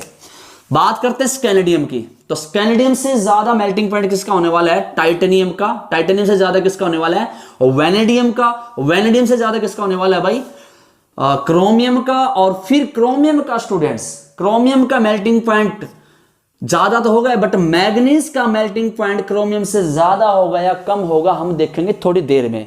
उससे पहले बस ये याद कर लेते हैं कि क्रोमियम तक मेल्टिंग पॉइंट इंक्रीज क्यों किया, ठीक है। क्रोमियम तक मेल्टिंग पॉइंट इंक्रीज क्यों किया, तो देखिए आपको पता है, अगर मैं इसका कॉन्फ़िगरेशन लिखूं जो कि मैंने लास्ट टाइम आपको सिखाया था, क्या आएगा इसमें 3D1 4s2, ठीक है। इससे पहले 18 आ जाएगा ना, आर्गन 18। और इसका क्या आएगा भाई, अगर आपको कॉन्फ़िगरेशन नहीं आती स्टूडेंट्स तो लास्ट वीडियो में देख लीजिए, इससे पहले जो वीडियो बना था पार्ट नंबर 2 या part number 1 D and F block के जो हैं। ओके, डिस्क्रिप्शन बॉक्स में जाके देख लेना, वहां लिंक मिल जाएगा। टाइटेनियम का क्या लिखेंगे स्टूडेंट्स, आर्गन 18 3D2 4s2। ऐसे वेनेडियम में क्या आएगा 3D3 4s2। ऐसे क्रोमियम क्या आएगा 3D5 4s1। और मैग्नीज का क्या आएगा 3D5 4s2। अब ध्यान से सुनना, बहुत ही गजब का पॉइंट है। स्कैनेडियम से लेके क्रोमियम तक मेल्टिंग पॉइंट इसलिए बढ़ा क्योंकि अनपेयर्ड इलेक्ट्रॉन्स बढ़ रहे हैं, अनपेयर्ड इलेक्ट्रॉन्स बढ़ रहे हैं। यहां 1 अनपेयर्ड था, यहां 2 अनपेयर्ड, यहां 3 अनपेयर्ड, यहां 5 अनपेयर्ड। और अनपेयर्ड इलेक्ट्रॉन जितने ज्यादा होंगे उतनी ओवरलैपिंग ज्यादा होगी इलेक्ट्रॉन्स की, और ओवरलैपिंग ज्यादा होने का मतलब बॉन्डिंग मजबूत बनेगी। क्लियर है। अब देखो स्टूडेंट्स, मान ली 1-1 इलेक्ट्रॉन अनपेयर्ड थे तो इतना बॉन्ड बनाएंगे, 2 होंगे तो 2, 3 4, तो 4 इलेक्ट्रॉन अगर अनपेड हो गए तो स्ट्रॉन्ग ओवरलैपिंग होगी, स्ट्रॉन्ग बॉन्ड बनेगा, तो मेल्टिंग पॉइंट क्या हो जाएगा, हाई हो जाएगा। यही वजह है कि क्रोमियम तक मेल्टिंग पॉइंट क्या कर रहा है, इंक्रीज कर रहा है। अब क्वेश्चन आया तो मैग्नीज के अंदर भी सर जी अनपेड इलेक्ट्रॉन्स थे, इसका मेल्टिंग पॉइंट क्रोमियम से कम होता है, इसलिए मैंने छोड़ा था ये, ठीक है।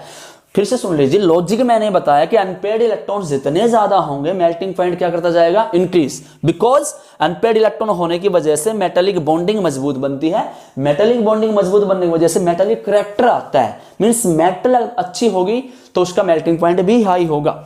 लेकिन ऐसा मैग्नीज में नहीं हुआ, तो सुन लीजिए स्टूडेंट्स लॉजिक क्या है, क्योंकि मैग्नीज के अंदर 3d5 4s2 पहले से एग्जैक्टली हाफ फील्ड ऑर्बिटल होने की वजह से ये स्टेबल कॉन्फ़िगरेशन रखता है। क्या रखता स्टूडेंट्स, लिख लेना इन बातों को, स्टेबल कॉन्फ़िगरेशन रखता है।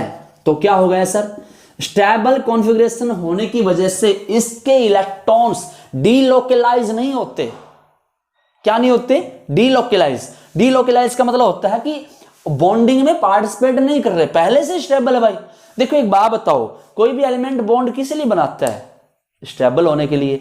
तो मैग्नीज की जो पैकिंग है वो ऑलरेडी क्या स्ट्रॉन्ग है, दैट्स वाई ये इसके इलेक्ट्रॉन्स क्या बॉन्डिंग में पार्टिसिपेट नहीं कर रहे। बट मेल्टिंग पॉइंट डिपेंड किस पे करता है, मेटालिक करैक्टर पे, बॉन्डिंग पे। और बॉन्डिंग क्यों नहीं हो रही इसमें, क्योंकि इसके unpaired electron does not delocalise, do not delocalise. Clear है, इसीलिए स्टूडेंट्स मैग्नीज का मेल्टिंग पॉइंट क्या हो गया, क्रोमियम से अनएक्सपेक्टेडली लो कर गया। अब आगे आगे हम जाएंगे सीरीज में तो मेल्टिंग पॉइंट डिक्रीज करता जाएगा। क्लियर है, ऐसा क्यों। अब देखिए बात करते हैं, मान लीजिए आयरन की, तो आयरन के अंदर क्या होता है, देखो आप 3d6 4s2, तो आप देखोगे 4 अनपेड इलेक्ट्रॉन है बस, 1 2 3 4 5 6, 4 ही अनपेड इलेक्ट्रॉन्स है। बात करते हैं कोबाल्ट की, तो कोबाल्ट में क्या होगा भाई, 1 2 3 4 5 6 7, भाई इसका कॉन्फ़िगरेशन क्या होता है, 3d7 4s2, ठीक है। अभिषेक हरियाणवी, हाँ बेटा देख रहे हो आप, यस। तो कोबाल्ट में आप देख सकते हो कि कॉन्फ़िगरेशन क्या है, 3d7 4s2।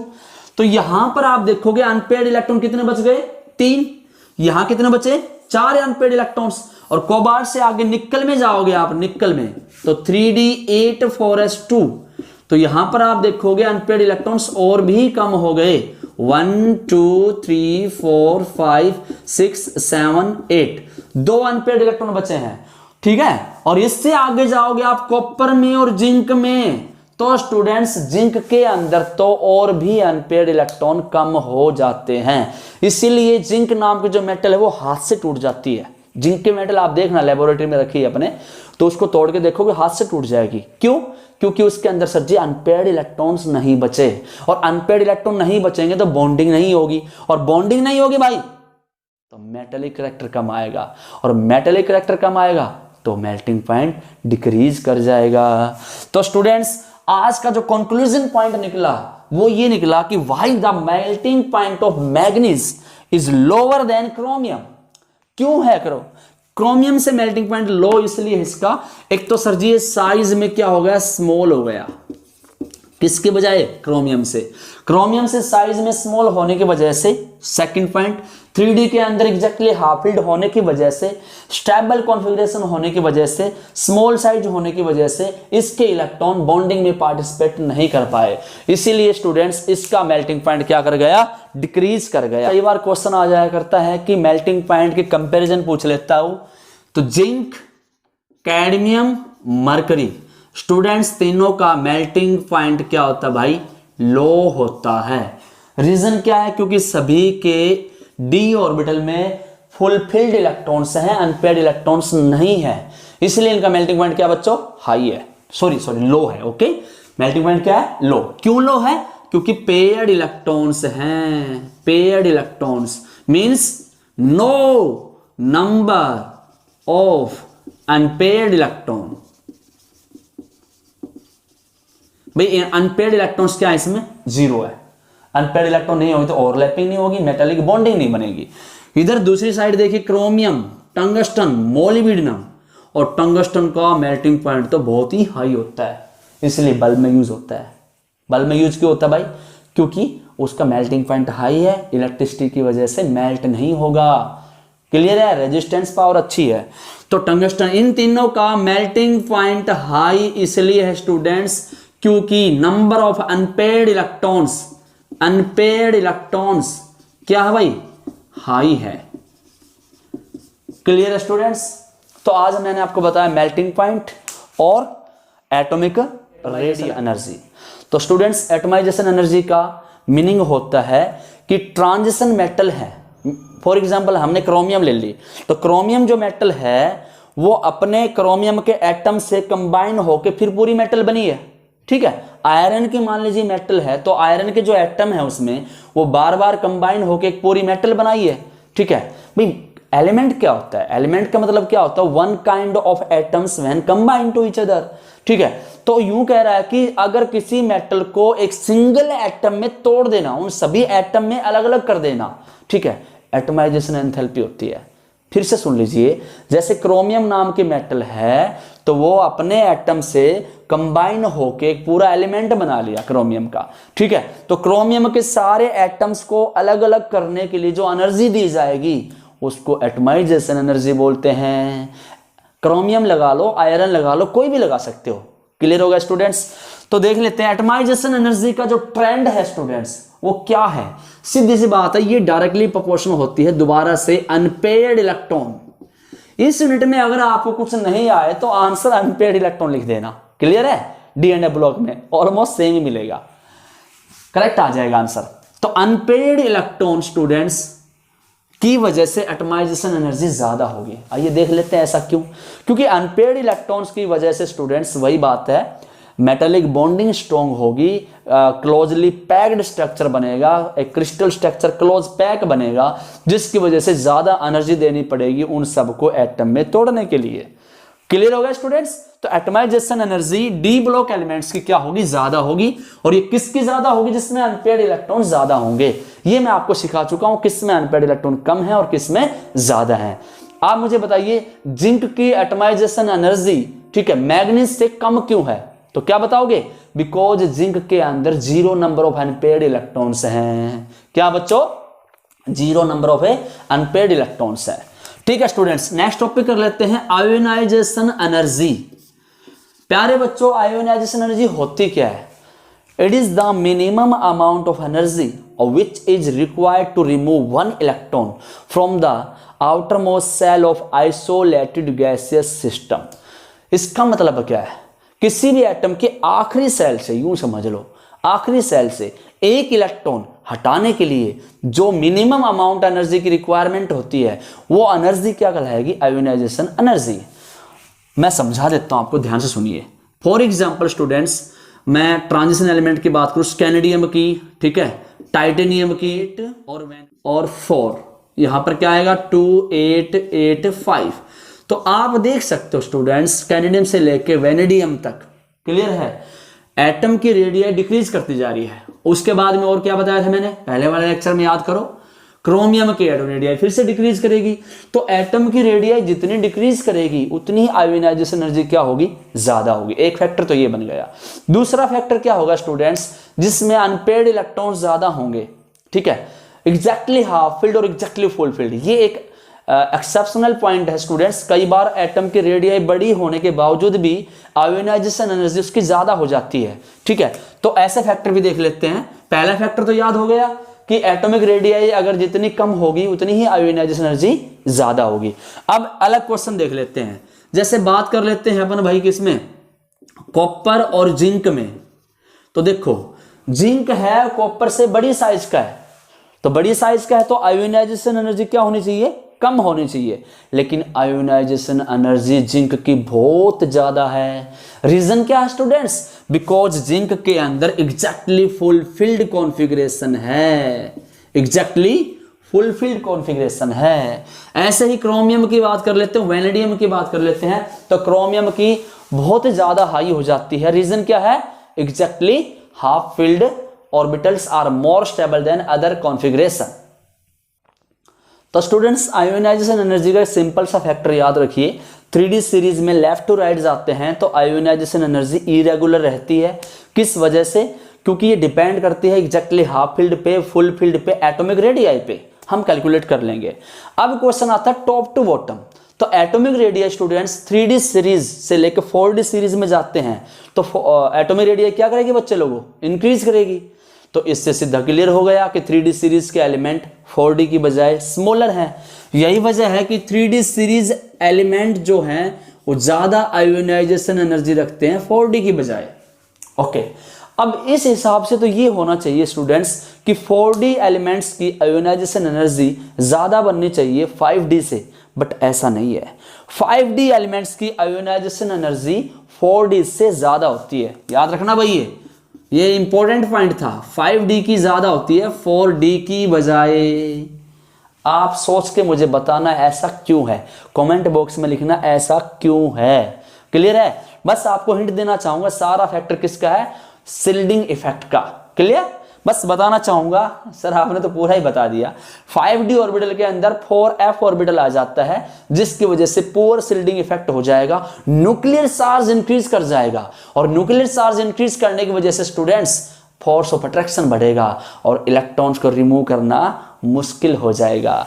ठीक है स्टूडेंट्स, तो 5D से 4D। अब मैं आपको एक बिल्कुल मजाकिया क्वेश्चन बताता हूं जिससे आपको यकीन नहीं होगा कि ऐसा भी हो सकता है। देखिए, जिंक, कैडमियम और मरकरी स्टूडेंट्स, ये 3D सीरीज का एलिमेंट है, ये 4D सीरीज का एलिमेंट है, और ये 5D सीरीज का एलिमेंट है। अब जिंक की आयोनाइजेशन एनर्जी कैडमियम से इसलिए ज्यादा है क्योंकि ये स्मॉल साइज का है। ओके सर जी, समझ में आ गया। तो जिंक की आयोनाइजेशन एनर्जी कैडमियम से ज्यादा है। अब मरकरी ने तो कमाल ही कर दिया भाई, मरकरी की आयोनाइजेशन एनर्जी कैडमियम से ज्यादा नहीं, जिंक से भी ज्यादा चली गई। किससे ज्यादा है? जिंक से भी ज्यादा है। वजह केवल एक ही है। वजह कौन है? वजह केवल एक है कि मरकरी के अंदर स्टूडेंट्स 4f ऑर्बिटल की एंट्री हो जाती है, जिसकी वजह से जो शिल्डिंग इफेक्ट था वो पूरा बन गया। मींस एटॉमिक रेडियाई बढ़नी चाहिए थी, इतनी बढ़ नहीं पाई, और न्यूक्लियर चार्ज बढ़ने की वजह से अट्रैक्शन बढ़ गया। अट्रैक्शन बढ़ेगा तो इलेक्ट्रॉन को रिमूव करना मुश्किल हो गया। तो ये स्टूडेंट्स ट्रेंड है। मरकरी की आयोनाइजेशन एनर्जी किससे ज्यादा भाई? जिंक से ज्यादा है, और जिंक की ज्यादा किससे है? कैडमियम से। तो ये तो कोई बड़ी बात नहीं है, तो आप बता ही दोगे। अब बात कर लेते हैं कॉपर की और सिल्वर की और गोल्ड की। बिल्कुल सेम फैक्टर लगेगा स्टूडेंट्स, यहां भी ये क्वेश्चन आ जाते हैं IIT मेंस और नीट में भाई। कॉपर की आयोनाइजेशन एनर्जी इसलिए ज्यादा है क्योंकि 3D सीरीज एलिमेंट है, और ये 4D सीरीज का एलिमेंट है, ये 5D का है। तो यहां भी फैक्टर होना ये चाहिए इसकी इससे ज्यादा। सिल्वर होता क्या है? गोल्ड की ज्यादा होती है किससे? कॉपर से, और कॉपर की ज्यादा किससे है? सिल्वर से। तो स्टूडेंट्स उम्मीद है आज का लेक्चर समझ में आया होगा। ध्यान रखना इसके अंदर सेम फैक्टर लगता है क्योंकि गोल्ड है वो 5D सीरीज का एलिमेंट है, और उसके अंदर एक चीज मेन होती है जिसका नाम क्या है? Shielding effect. पूरा बन गई, न्यूक्लियर चार्ज इंक्रीज कर गया, f ऑर्बिटल आने की वजह से अट्रैक्शन ज्यादा हो गया, इलेक्ट्रॉन को रिमूव करवाना मुश्किल बन गया। अपना टॉपिक जो रहेगा वो रहेगा रिडक्शन पोटेंशियल के बारे में, और कलर ऑफ द आयन और compound of the d block elements. तो स्टूडेंट्स आज का टॉपिक बहुत ही इंपॉर्टेंट होने वाला है। हर बार क्वेश्चन पूछ लिया जाता है, CBSE बोर्ड हो, नीट हो, IIT मेई हो, जेई हो, कुछ भी कर लेते हैं भाई। तो स्टूडेंट सबसे पहले मैं आपको बताऊंगा रिडक्शन पोटेंशियल के बारे में।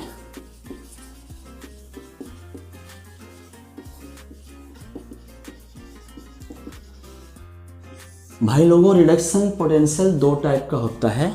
एक तो होता है ऑक्सीडेशन पोटेंशियल दो टाइप का होता है। एक होता है रिडक्शन पोटेंशियल और दूसरा होता है ऑक्सीडेशन पोटेंशियल।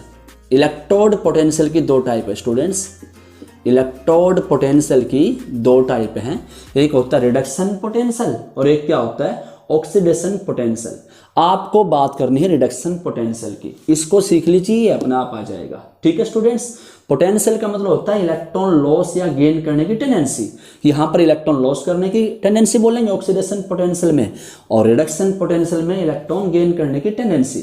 तो स्टूडेंट्स मैं आपको बताना चाहूंगा डी ब्लॉक एलिमेंट के अंदर, डी ब्लॉक एलिमेंट में जो SRP है, मीन्स स्टैंडर्ड रिडक्शन पोटेंशियल। क्या बोलेंगे? Standard reduction potential. स्टूडेंट्स ये इरेगुलर ट्रेंड रखता है, मीन्स इसके अंदर कोई रेगुलर ट्रेंड यूज नहीं हो रहा। किसी में ज़्यादा हो जाता है, किसी में कम हो जाता है, किसी में बहुत ज़्यादा हो जाता है, किसी में बहुत ही कम हो जाता है। तो स्टूडेंट्स आपको याद क्या करना है, इसमें इरेगुलर ट्रेंड क्यों रहता है, पेपर में पूछ लिया जाता है। तो बताना चाहूँगा कि स्टूडेंट्स रिडक्शन पोटेंशियल जो है, जिसको आप स्टैंडर्ड रिडक्शन पोटेंशियल बोल सकते हो, रिडक्शन पोटेंशियल कैसे निकलता है पता है आपको? किस बात पर डिपेंड करता है? नहीं पता तो देख लीजिए। Standard reduction potential student depend करता है आयोनाइजेशन एनर्जी पे, जिसको आप लोग आयोनाइजेशन पोटेंशियल भी बोल सकते हो, और डिपेंड करता है हाइड्रेशन एनर्जी पे, और डिपेंड करता है सब्लिमेशन एनर्जी पे। सब्लिमेशन एनर्जी पे, इन सब के सम के बराबर होता है स्टूडेंट्स। ठीक है, अब याद कर लीजिए इरेगुलर क्यों रहे, क्यों होता है इरेगुलर? क्योंकि हाइड्रेशन एनर्जी और आयोनाइजेशन एनर्जी का जो सम है वो हर एलिमेंट का अलग अलग है। तो अब अगर सम अगर अलग अलग आएगा तो ऑब्वियसली रिडक्शन पोटेंशियल भी कम या ज़्यादा हो जाएगा। ठीक है स्टूडेंट्स, अभी पेपर में क्वेश्चन कैसे आ जाता है, कई बार कहेगा कि इनमें से रिडक्शन पोटेंशियल देने के बाद कौन सा एलिमेंट ज़्यादा इलेक्ट्रोपॉजिटिव है। तो बड़ा सिंपल सा बताता हूँ, मेथड सुन लीजिए। देखिए पहली बात तो रिडक्शन पोटेंशियल को ऐसे रिप्रेजेंट करते हैं N2 पॉजिटिव बाई M। जैसे ये मैंने एक कॉमन ऑक्सीडेशन स्टेट ले ली, इसको हम क्या पढ़ेंगे? Standard electrode potential. और ये कौन सा था? रिडक्शन। तो क्या बोलेंगे? Standard electrode reduction potential of the metal. ठीक है, reduction potential means positive charge इस साइड लिख दिया जाएगा तो रिडक्शन भाई। ठीक है, आपको पहचान बता देता हूँ, इस साइड लिख दिया जाए तो क्या हो जाएगा? Oxidation potential. ठीक है, तो मान लीजिए यहाँ पर रिडक्शन पोटेंशियल दे रखा है 2 मेटल का। ये जर्नल एक रिप्रेजेंटेशन है, standard electrode reduction potential of metal, ऐसे बोलेंगे इसको। मान लीजिए मैं 2 मेटल ले लेता हूँ भाई, जैसे मैंने ले लिया E0 Zn2 positive divide by Zn, ये है -0.76 वोल्ट। ठीक है, फिर हम ले लेते हैं E0 Fe2 पॉजिटिव और Fe, ये है -0.41 वोल्ट। ठीक है, तो स्टूडेंट्स देखिए इनमें कह रहा है कि कौन सी मेटल ज़्यादा इलेक्ट्रोपॉजिटिव है। सिंपल मेथड लगाओ, जिसकी रिडक्शन पोटेंशियल वैल्यू जितनी कम होगी उतना ज़्यादा क्या होगा? वो मोर इलेक्ट्रोपॉजिटिव होगा। ठीक है स्टूडेंट्स, लिख देता हूं आज रिडक्शन पोटेंशियल की सबसे इंपॉर्टेंट लाइन है ये। तो क्या लिखेंगे? Reduction potential, reduction potential inversely proportional to electropositive character. Electropositive, electropositive का मतलब इलेक्ट्रॉन जल्दी छोड़ देगा। ज्यादा रिडक्शन पोटेंशियल अगर होगा तो इलेक्ट्रोपॉजिटिव क्या होगा? कम होगा। ठीक है स्टूडेंट्स, रिडक्शन पोटेंशियल अगर कम रहेगा तो इलेक्ट्रोपॉजिटिव क्या रहेगा? ज्यादा। कम का मतलब मोर नेगेटिव, और अगर आप यहां मोर नेगेटिव लगा देते हो तो डायरेक्टली प्रोपोर्शनल हो जाएगा। मींस मैं फिर से लिख देता हूं, इधर देख लीजिए, negative reduction potential directly proportional to electropositive character.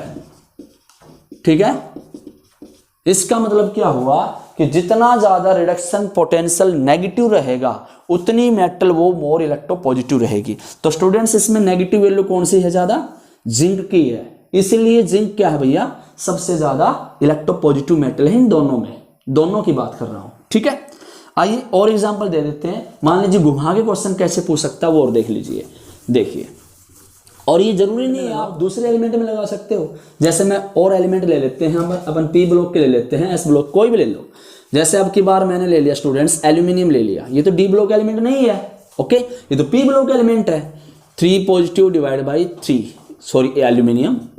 ये क्या है? Reduction potential. इस साइड पॉजिटिव चार्ज आया ना, तो -1.66 वोल्ट है ये। ओके सर, फिर है E0 Zn by Zn2 positive, ये है 0.76 वोल्ट। ओके, फिर है Cu divide by Cu2 positive equal to -0.34 volt. Okay sir, फिर है E0 Fe2 positive divide by Fe equal to -0.41 volt. और कह दिया जाए स्टूडेंट्स इनमें कौन सा एलिमेंट बेस्ट रिड्यूसिंग एजेंट है, क्वेश्चन बदल दिया। अब सुनिए सर, आपने तो केवल इतना बताया है कि इलेक्ट्रोपॉजिटिव कौन सा हुआ। आप एक काम करो, इलेक्ट्रोपॉजिटिव ही कैलकुलेट कर लो पहले, इलेक्ट्रोपॉजिटिव कौन ज्यादा है।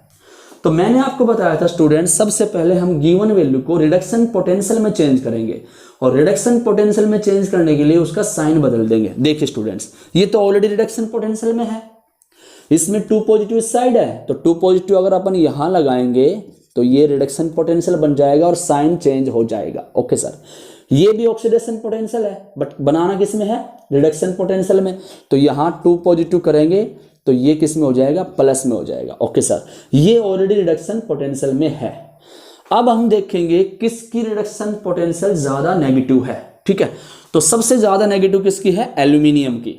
तो इसलिए इन सभी गिवन मेटल में best electropositive means easily electron loss करेगा। इलेक्ट्रोपॉजिटिव का मतलब क्या होता है बेटा पंकज, अभिषेक आप बताओ, अभिषेक ये बताओ इलेक्ट्रोपॉजिटिव का मतलब क्या है। बिल्कुल बिल्कुल बिल्कुल, इलेक्ट्रोपॉजिटिव का मतलब होता है इलेक्ट्रॉन लॉस करने की टेंडेंसी। तो यहां पर इलेक्ट्रॉन लॉस जल्दी कौन करेगा, एल्यूमिनियम। क्यों करेगा, क्योंकि मैंने आपको बताया था कि रिडक्शन पोटेंशियल जिसकी जितनी ज्यादा नेगेटिव होगी उतना ज्यादा इलेक्ट्रॉन लॉस करेगा, उतना इजीली इलेक्ट्रॉन लॉस करेगा। इसलिए क्या है, इलेक्ट्रोपॉजिटिव। इसका मतलब ये हुआ इलेक्ट्रॉन लॉस करेगा, लॉस ऑफ इलेक्ट्रॉन स्टूडेंट्स क्या कहलाएगा, ऑक्सीडेशन। क्या कहलाएगा प्यारे बच्चों, ऑक्सीडेशन। और ऑक्सीडेशन जिस एलिमेंट का होता है उसी को क्या बोलते हैं, रिड्यूसिंग एजेंट। इसीलिए aluminium is the best reducing agent in given these elements. ठीक है, इन सारे एलिमेंट्स में बेस्ट रिड्यूसिंग एजेंट कौन है, एल्यूमिनियम। तो स्टूडेंट्स वीडियो पॉज करके जरूर नोट कर लेना, और नेक्स्ट वीडियो में हम आपको बताने वाले हैं colour of the ion, colour of the oxidation state of the d block elements. तो आइए बात कर लेते हैं 3D सीरीज एलिमेंट की। तो स्टूडेंट्स ऑक्सीडेशन स्टेट हम अगर डी ब्लॉक एलिमेंट्स की आपको बताएंगे तो वो डिपेंड करती है students number of unpaired electron in D orbital and S orbital. ठीक है, एस ऑर्बिटल के इलेक्ट्रॉन्स और डी के ओनली अनपेयर्ड इलेक्ट्रॉन्स मिलके ऑक्सीडेशन स्टेट डिसाइड करते हैं। आई रिपीट अगेन, ऑक्सीडेशन स्टेट अगर आपको किसी भी एलिमेंट की देनी है तो किस बात पर डिपेंड करेगी, नंबर ऑफ अनपेयर्ड इलेक्ट्रॉन्स और एस ऑर्बिटल के इलेक्ट्रॉन्स। ठीक है, तो आइए मैं आपको तरीका बता देता हूं कि ऑक्सीडेशन स्टेट कैसे निकालते हैं डी ब्लॉक एलिमेंट्स की। सबसे पहले तो मैं आपको बता दूं कि D block element students, D block element student irregular oxidation state दिखाते हैं। दैट इज ऑक्सीडेशन स्टेट क्या दिखाते हैं, ये वेरिएबल ऑक्सीडेशन स्टेट दिखाएंगे। मींस इनकी ऑक्सीडेशन स्टेट फिक्स नहीं है। क्लियर है, तो अभी मैं आपको बता दूं कि ऑक्सीडेशन स्टेट इनकी निकालते कैसे हैं। तो स्टूडेंट्स बहुत ही आसान तरीका बताने वाला हूं, ध्यान से सुन लीजिए, नोटबुक में नोट कर लीजिए। देखिए हम एग्जांपल ले लेते हैं आयरन का। ठीक है, तो आयरन का मैंने लास्ट वीडियो में बताया था कि कॉन्फ़िगरेशन कैसे लिखेंगे। सबसे पहला वीडियो जो डी ब्लॉक का है प्ले लिस्ट में ऐड कर रखा है, उसमें आप देख सकते हो how can we write electronic configuration of 3D और 4D 5D 6D series element. That is d block element का कॉन्फ़िगरेशन कैसे लिखा जाता है ये मैं आपको बता चुका हूँ। आज हम बताएंगे आपको कि ऑक्सीडेशन स्टेट इनकी कैलकुलेट कैसे करते हैं। तो स्टूडेंट हमने सबसे पहले आयरन का कॉन्फ़िगरेशन लिखना आपको बताया, अभी बता देता हूँ। देखिए argon 18 3D 4s 18 to 20 and 6 26। ठीक है भाई, 26 एटॉमिक नंबर होता है इसका। तो इसकी ऑक्सीडेशन स्टेट कैसे आएगी, हम पहले ये देखेंगे डी में अनपेयर्ड इलेक्ट्रॉन कितने हैं। भाई 5 ऑर्बिटल बनते हैं इसमें, 1 2 3 4 1 2 3 4 5। ठीक है, और 4s। तो अभी मैं आयरन का जो एग्जांपल दे रहा हूँ ये सेम केस आपको सभी डी ब्लॉक एलिमेंट में लगा देना है, सेम मेथड, उसी से ऑक्सीडेशन स्टेट कैलकुलेट होगी। तो देखिए यहाँ पर कैसे भरेंगे हम, 1 2 3 4 5 6 और s के अंदर 2 इलेक्ट्रॉन है। ठीक है ना, ये 3D ऑर्बिटल है, ये 4s है। अब आप देख सकते हो इसमें अनपेयर्ड इलेक्ट्रॉन कितने हैं, 4, इसके कितने हैं 2 6। अभी कैसे कैसे दिखाएगा, मान लीजिए 2 इलेक्ट्रॉन ये 4s से लॉस कर देता है तो +2 ऑक्सीडेशन स्टेट दिखा देगा। अभी 2 इसके और 1 इलेक्ट्रॉन डी का तो कितना बन गया, +3 भी दिखा सकता है। 2 इसके और 2 इलेक्ट्रॉन्स किसके, 3d ऑर्बिटल के, तो कितने बन गए, +4 भी दिखाएगा। 3 इसके 2 इसके कितने दिखाएगा, +5 भी दिखा देगा। और 4 इसके 2 इसके कितने बन गए, +6। तो कुल मिला के ऑक्सीडेशन स्टेट आयरन की +2 से +6 तक आ जाएगी। क्लियर। रीजन क्या बताया, केवल अनपेड इलेक्ट्रॉन आपको इंक्लूड करने हैं ऑक्सीडेशन स्टेट में, because only unpaired electrons participate in chemical bonding. ठीक है, तो अनपेड इलेक्ट्रॉन इसमें कितने थे, 4, तो +4 स्टेट तो ऑब्वियसली दिखाएगा। 2 इलेक्ट्रॉन्स ये भी लॉस कर सकता है तो +2 भी दिखा देगा। अब मान लीजिए इसका 1 इलेक्ट्रॉन इसका और 2 इलेक्ट्रॉन इसके, तो कितने बन गए, +3। ऐसे हम इलेक्ट्रॉन ऐड करते गए s ऑर्बिटल में तो कितनी आ गई, +6 तक आ जाती है। ठीक है स्टूडेंट्स, आप कोई भी एग्जांपल ले सकते हो। फॉर एग्जांपल मैंने ले लिया निकल। ठीक है भाई, तो निकल में एटॉमिक नंबर 28 होता है, तो हम क्या लिखेंगे, आर्गन 18 और 3d4s, तो 18 2 20 8 28। ठीक है, 28 कॉन्फ़िगरेशन हो गया इसका टोटल।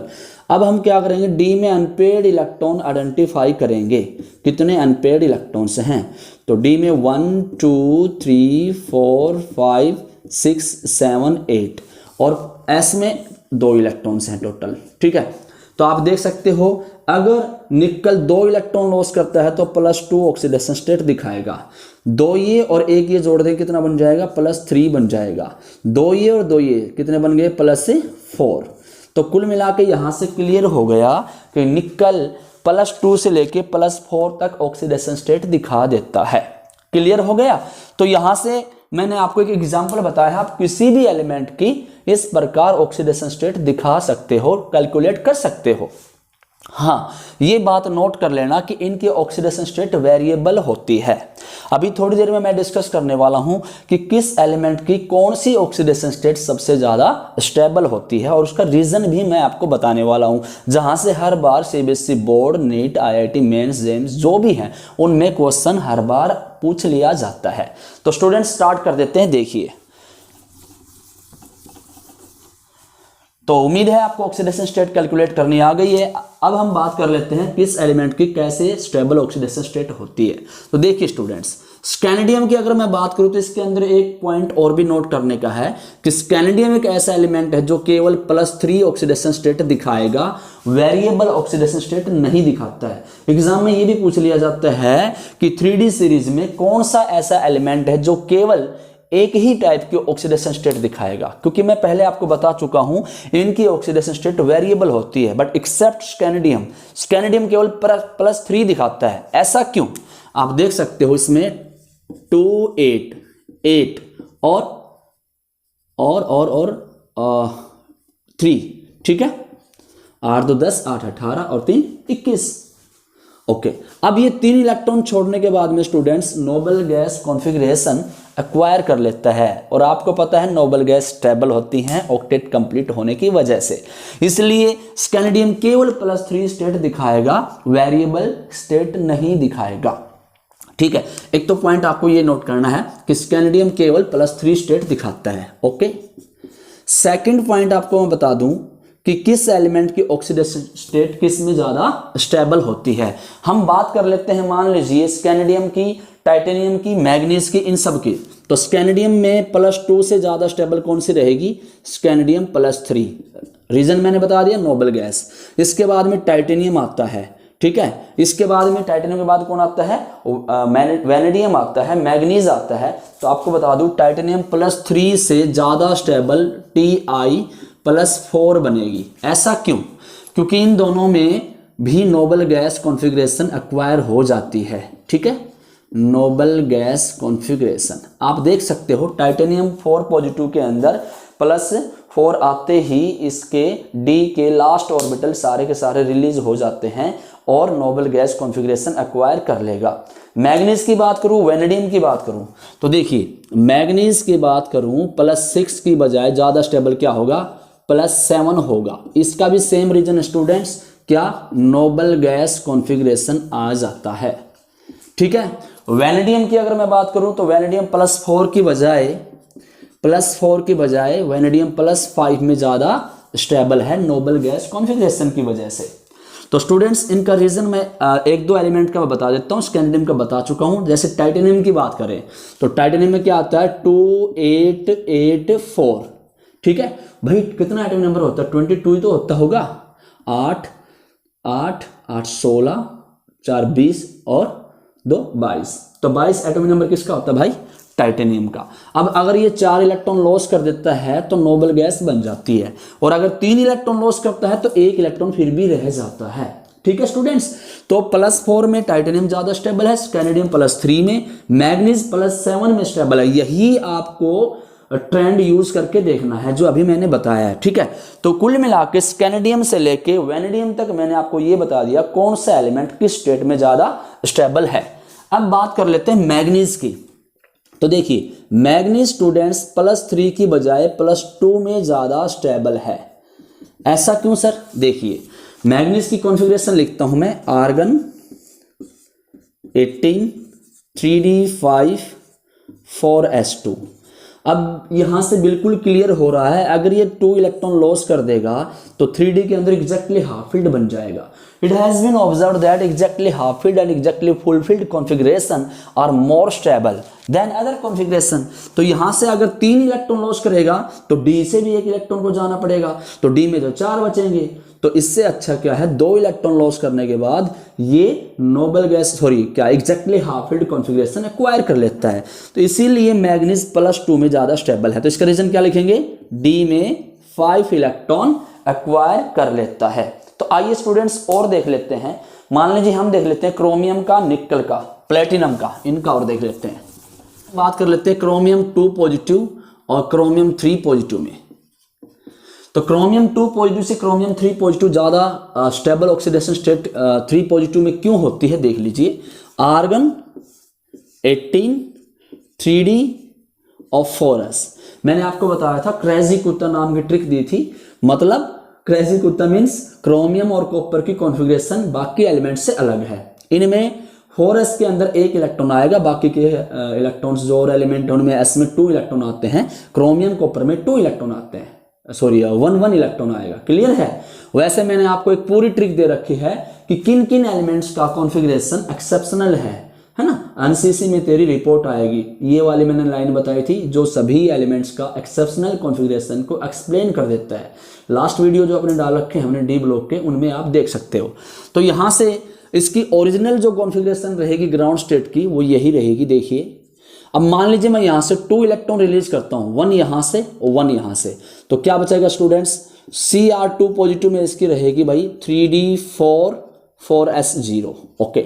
और Cr3 पॉजिटिव में क्या रहेगी भाई 3d3 4s0। तो सर जी इसमें भी एग्जैक्टली हाफ फील्ड नहीं बना, इसमें भी एग्जैक्टली हाफ फील्ड नहीं बना, तो फिर आप यूं कैसे कह रहे हो कि ये ज्यादा स्टेबल ऑक्सीडेशन स्टेट है।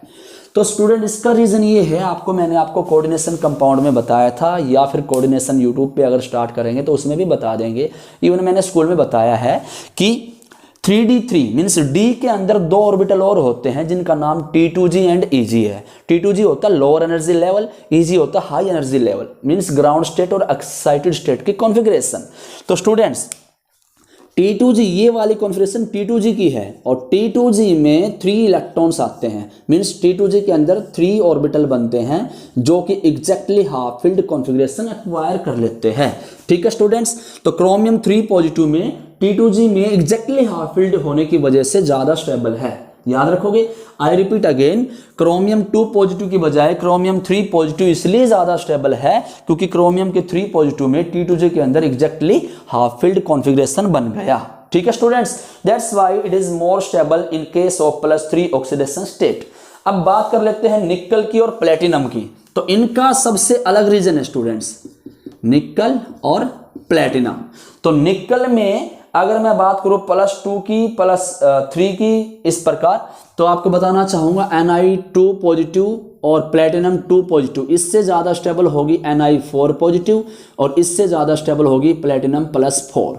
इनका रीजन सबसे हटके है क्या, इनकी पहली जो 4 आयोनाइजेशन एनर्जी का सम है वो इस केस में ज्यादा आता है। मतलब फर्स्ट 4 आयोनाइजेशन एनर्जी का सम मीन्स अगर हम 4 बार इलेक्ट्रॉन लॉस करवाएंगे तो इनकी आयोनाइजेशन एनर्जी का सम बहुत ज्यादा हो जाता है, means they can't loss electrons, ये इलेक्ट्रॉन लॉस इजीली नहीं कर सकते बहुत ज्यादा एनर्जी के ऊपर भी, इसलिए ज्यादा स्टेबल बन जाते हैं। तो यहां पर मैं क्या लिखूंगा, first 4 sum of ionisation potential, ionisation potential बोल दो या आयोनाइजेशन एनर्जी बोल दो। स्टूडेंट्स इस वीडियो को फिर से देख के आप ये बिल्कुल चेक कर लेना कौन सा एलिमेंट किस स्टेट में ज्यादा स्टेबल होता है। एनडीएम बताया मैंने आपको, जो +3 स्टेट में ही केवल स्टेबल है और इसकी वेरिएबल ऑक्सीडेशन स्टेट नहीं है।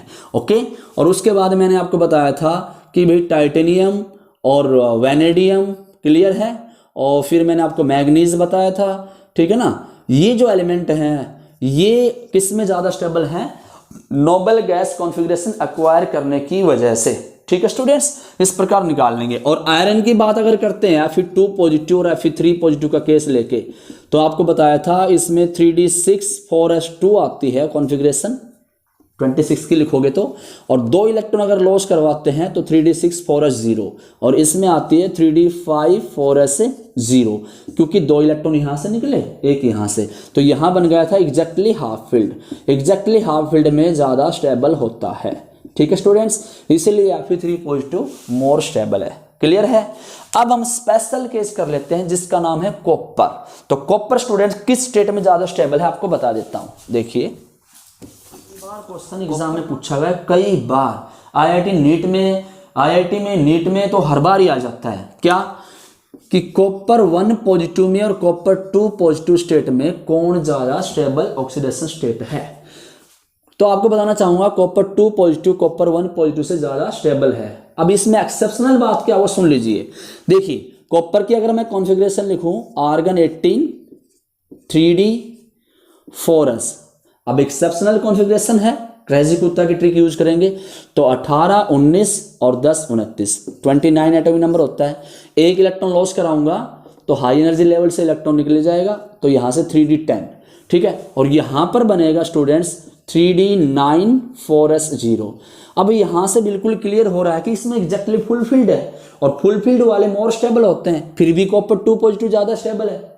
तो स्टूडेंट इसका रीजन ये है जब एक्वस मीडियम की बात करते हैं, क्योंकि देखो भाई पॉजिटिव चार्ज इलेक्ट्रॉन लॉस जब ही तो करेंगे जब वो एक्वस मीडियम में जाएंगे, और जब वो एक्वस मीडियम में जाते हैं स्टूडेंट्स तो कॉपर 2 पॉजिटिव हाईली हाइड्रेटेड हो जाता है, हाईली हाइड्रेटेड हो जाता है। इसका मतलब सर, इसका मतलब ये स्टूडेंट्स ये वाटर मॉलिक्यूल्स को बहुत ज्यादा क्या करेगा, अट्रैक्ट करेगा। तो बहुत ज्यादा वाटर मॉलिक्यूल जब इससे अट्रैक्ट होंगे तो एनर्जी बहुत ज्यादा क्या करेगा, रिलीज, हाई एनर्जी क्या करेगा स्टूडेंट्स, ये हाई एनर्जी रिलीज करेगा। हाई एनर्जी रिलीज करेगा तो इसकी एनर्जी बिल्कुल कम हो जाएगी।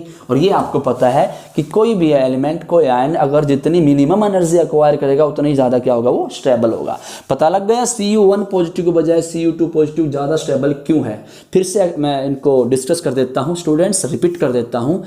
Cu1 पॉजिटिव ज़्यादा स्टेबल कॉन्फ़िगरेशन दिखाई दे रही है, फिर भी Cu2 पॉजिटिव ज़्यादा स्टेबल है, इसलिए है बिकॉज 1 पॉजिटिव और 2 पॉजिटिव कब आएंगे, जब उसको एक्वस मीडियम में डालेंगे। और एक्वस मीडियम का मतलब होता है वाटर के अंदर डालना। वाटर मॉलिक्यूल को ये Cu2 पॉजिटिव ज़्यादा क्या करेगा, अट्रैक्ट क्यों करेगा, क्योंकि ज़्यादा पॉजिटिव चार्ज होगा तो हाईली पोलराइज हो गया। पोलराइज का मतलब ये हो गया साइज स्मॉल होने की वजह से इस पे चार्ज ज़्यादा आ गया, और वाटर मॉलिक्यूल को क्या करेगा, अट्रैक्ट करेगा। इसको बोलते हैं हाईली हाइड्रेटेड हो गया। हाइड्रेटेड हो गया तो एनर्जी रिलीज होगी, उस एनर्जी का नाम है हाइड्रेशन एनर्जी। तो स्टूडेंट्स हाइड्रेशन एनर्जी बोल दो, जर्नली एनर्जी बोल दो, एनर्जी बहुत ज्यादा रिलीज होगी। एनर्जी जब रिलीज होगी वाटर मॉलिक्यूल के पास जाने की वजह से, तो कॉपर 2 पॉजिटिव एनर्जी बिल्कुल क्या हो जाएगी, कम हो जाएगी। और जिसकी एनर्जी कम होती है उतना ही ज्यादा क्या होता है, स्टेबल होता है। Last point students about oxidation state वो ये है कि 3D सीरीज के एलिमेंट +2 ऑक्सीडेशन स्टेट तो दिखाते ही दिखाते हैं। इसको बोलेंगे हम कॉमन ऑक्सीडेशन स्टेट। पेपर में आ जाता है कि कौन सी ऑक्सीडेशन स्टेट 3D सीरीज की कॉमन स्टेट है। तो कॉमन कौन सी स्टूडेंट्स, +2। वो अलग बात है, हर एलिमेंट अपनी अलग अलग ऑक्सीडेशन स्टेट में स्टेबल है। रीजन मैंने बता दिए, 3-4 रीजन है। कोई एलिमेंट तो स्टेबल इसलिए हो रहा है क्योंकि उनके अंदर नोबल गैस कॉन्फ़िगरेशन एक्वायर हो रही है, कोई किस लिए है एग्जैक्टली हाफ फील्ड होने की वजह से, कोई किस लिए है एग्जैक्टली फुल फील्ड होने की वजह से, और कोई तो किस में है T2G के अंदर एग्जैक्टली हाफ फील्ड में। तो T2G वाला कौन सा केस था स्टूडेंट? क्रोमियम। ध्यान रख लेना भाई, फिर से मैं बता देता हूं लेक्चर फिनिश होने से पहले, क्रोमियम 2 पॉजिटिव से ज्यादा स्टेबल कौन होगा? Chromium 3 positive. क्योंकि देखिए क्रोमियम की कॉन्फ़िगरेशन क्या आएगी भाई? 3D4s, 18 1 19 5 24, यही होता है। 2 इलेक्ट्रॉन जब मैं लॉस कराऊंगा तो यहां पर 4 बचेंगे, और क्रोमियम के केस में 3 पॉजिटिव में क्या बचेंगे? 3D3 बचेंगे। तो 3D3 में T2G के अंदर एग्जैक्टली हाफ फील्ड हो जाता है, क्योंकि D के अंदर 2 ऑर्बिटल और भी होते हैं ना स्टूडेंट, T2G एंड EG, ठीक है। तो T2G में 3 बॉक्स बनते हैं, तो एग्जैक्टली हाफ फील्ड की वजह से ज्यादा स्टेबल हो गया। तो स्टूडेंट्स उम्मीद है ये ऑक्सीडेशन स्टेट आप याद करोगे। अपना जो टॉपिक है वो रहेगा कलर ऑफ द आयन और colour of the compound. Compound कौन से? डी ब्लॉक एलिमेंट के कंपाउंड्स। कुछ एलिमेंट ऐसे हैं स्टूडेंट्स जो आयोनिक फॉर्म में या अपने कंपाउंड फॉर्म में कलर दिखाते हैं, ठीक है। और यूं भी कह सकते हैं न्यूट्रल स्टेट में भी क्या दिखाते हैं? कलर दिखाते हैं। डी ब्लॉक एलिमेंट्स क्यों दिखाते हैं कलर? आइए जान लेते हैं, ठीक है स्टूडेंट्स। देखिए कलर का हम क्वेश्चन कर लेते हैं भाई, कैसे कलर दिखाते हैं। तो स्टूडेंट्स डी ब्लॉक एलिमेंट का कलर दिखाने के 3 या 4 मेथड है, 3 या 4 तरीके हैं, आपको बता देता हूं। सबसे पहला तरीका है students due to d transition. तो स्टूडेंट डी ट्रांजिशन की वजह से डी ब्लॉक एलिमेंट कलर दिखाते हैं। आइए जान लेते हैं डी ट्रांजिशन होती क्या है। हम एग्जांपल ले लेते हैं भाई आयरन का, ठीक है। आयरन क्या है? देखिए इसका कॉन्फ़िगरेशन आएगा 3D6 4s2, यही आएगा भाई, ठीक है। अब डी में अनपेयर्ड इलेक्ट्रॉन है, देखिए ओके 1 2 3 4 5 6 इलेक्ट्रॉन भर देते हैं, 1 2 3 4 5 एंड 6, क्लियर है। अब स्टूडेंट्स डी ऑर्बिटल इसका स्प्लिट हो जाएगा 2 पार्ट में, मैंने आपको प्रीवियस वीडियो में बताया था। इसका नाम T2G रहेगा, इसका नाम क्या रहेगा? EG रहेगा, ठीक है।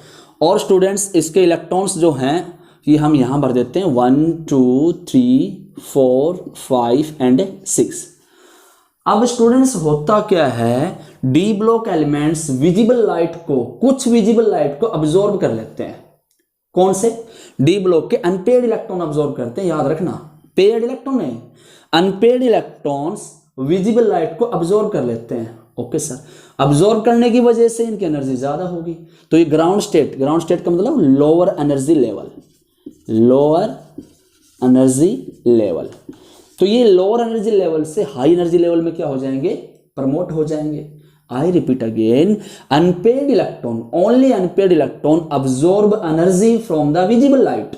कुछ लाइट अब्जॉर्ब करते हैं, ठीक है, कुछ लाइट अब्जॉर्ब करके, और ये ग्राउंड स्टेट से मींस लोअर एनर्जी लेवल से हाई एनर्जी लेवल में चले जाते हैं। हाई एनर्जी लेवल को बोलते हैं एक्साइटेड स्टेट, ठीक है स्टूडेंट्स। फिर क्या हो गया सर? तो लो एनर्जी लेवल से जब एक्साइटेड स्टेट में जाते हैं स्टूडेंट्स, तो जो एक्स्ट्रा एनर्जी थी, कुछ एनर्जी तो रिलीज की इन्होंने, एक्स्ट्रा एनर्जी क्या कर देते हैं स्टूडेंट्स? ये ट्रांसमिट कर देते हैं, क्लियर। वो ट्रांसमिशन जो एनर्जी का हुआ है वही कलर का रीजन है। उससे क्यों सर? क्योंकि आपको पता है विजिबल लाइट में 7 कलर होते हैं भाई, बताइए आपको, आप प्रिज्म में से पास करवा के देखते हो 7 कलर आते हैं नहीं आते हैं। तो होता क्या है कि ये अनपेयर्ड इलेक्ट्रॉन जिस एनर्जी को अब्जॉर्ब करते हैं वहां से किसी पर्टिकुलर कलर की वेवलेंथ को अब्जॉर्ब करेंगे, ठीक है ना। पर्टिकुलर कलर की वेवलेंथ को क्या करेंगे? अब्जॉर्ब करेंगे, और बाकी अपने कॉम्प्लीमेंट कलर की लाइट को क्या कर देंगे? ट्रांसमिट कर देते हैं, वेवलेंथ को ट्रांसमिट करेंगे। तो वो जो लाइट ट्रांसमिट हुई है वो हम देख लेंगे किस कलर की है, वही उसका कलर होगा। पेपर में ये नहीं पूछेगा कि ये एलिमेंट कौन सा कलर दिखाता है, पेपर में ये आएगा कि इनमें से कौन से आयंस कलर दिखाएंगे। तो स्टूडेंट्स कलर वो दिखाएंगे जिसमें अनपेयर्ड इलेक्ट्रॉन होंगे, याद रख लोगे, बस इतना पॉइंट याद कर लो, काम बन गया। वो डी ब्लॉक एलिमेंट, वो डी ब्लॉक एलिमेंट कलर दिखाएंगे, कलर दिखाएंगे जिनमें अनपेयर्ड इलेक्ट्रॉन्स होंगे, बस अनपेयर्ड इलेक्ट्रॉन से होंगे। या फिर आप इस बात को शॉर्टकट में यूं याद कर लो कि जब आप कॉन्फ़िगरेशन लिखो तो ये देख लो डी के अंदर 1 से लेके डी के 9 तक, डी में 1 2 3 4 5 6 7 8 9 यहां तक, क्योंकि इनकम्प्लीट रहा ना ये, तो अपन क्या बोलेंगे, इनकम्प्लीट,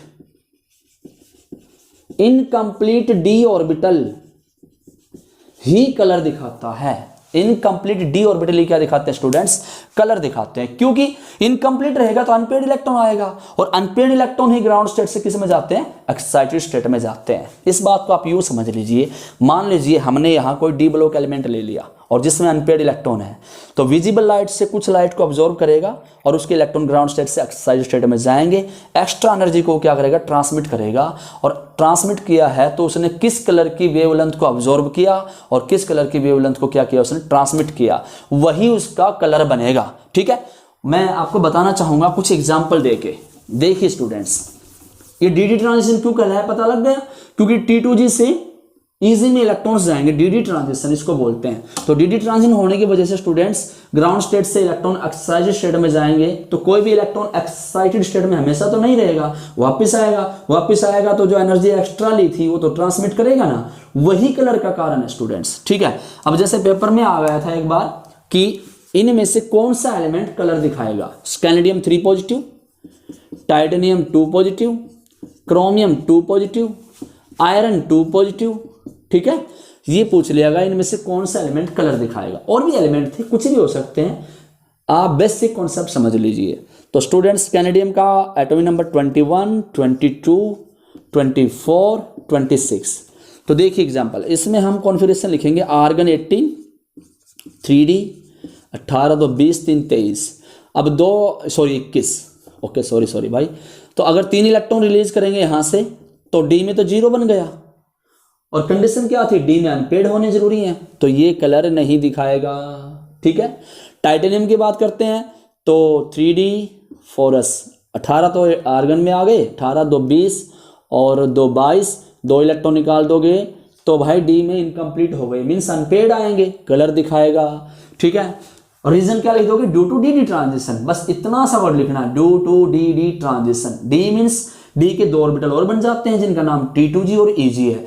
T2G से इलेक्ट्रॉन EG में जाएंगे, मीन्स ग्राउंड स्टेट से एक्साइटेड स्टेट में जाएंगे, तो उन्होंने एनर्जी को अब्जॉर्ब किया था, तो एनर्जी को अब्जॉर्ब करने के बाद वो एक्साइटेड स्टेट में ज्यादा देर रहते नहीं, इलेक्ट्रॉन्स वापस आएंगे ग्राउंड स्टेट में स्टेबल होने के लिए, तो एक्स्ट्रा एनर्जी को फिर से छोड़ना पड़ेगा ना उनको।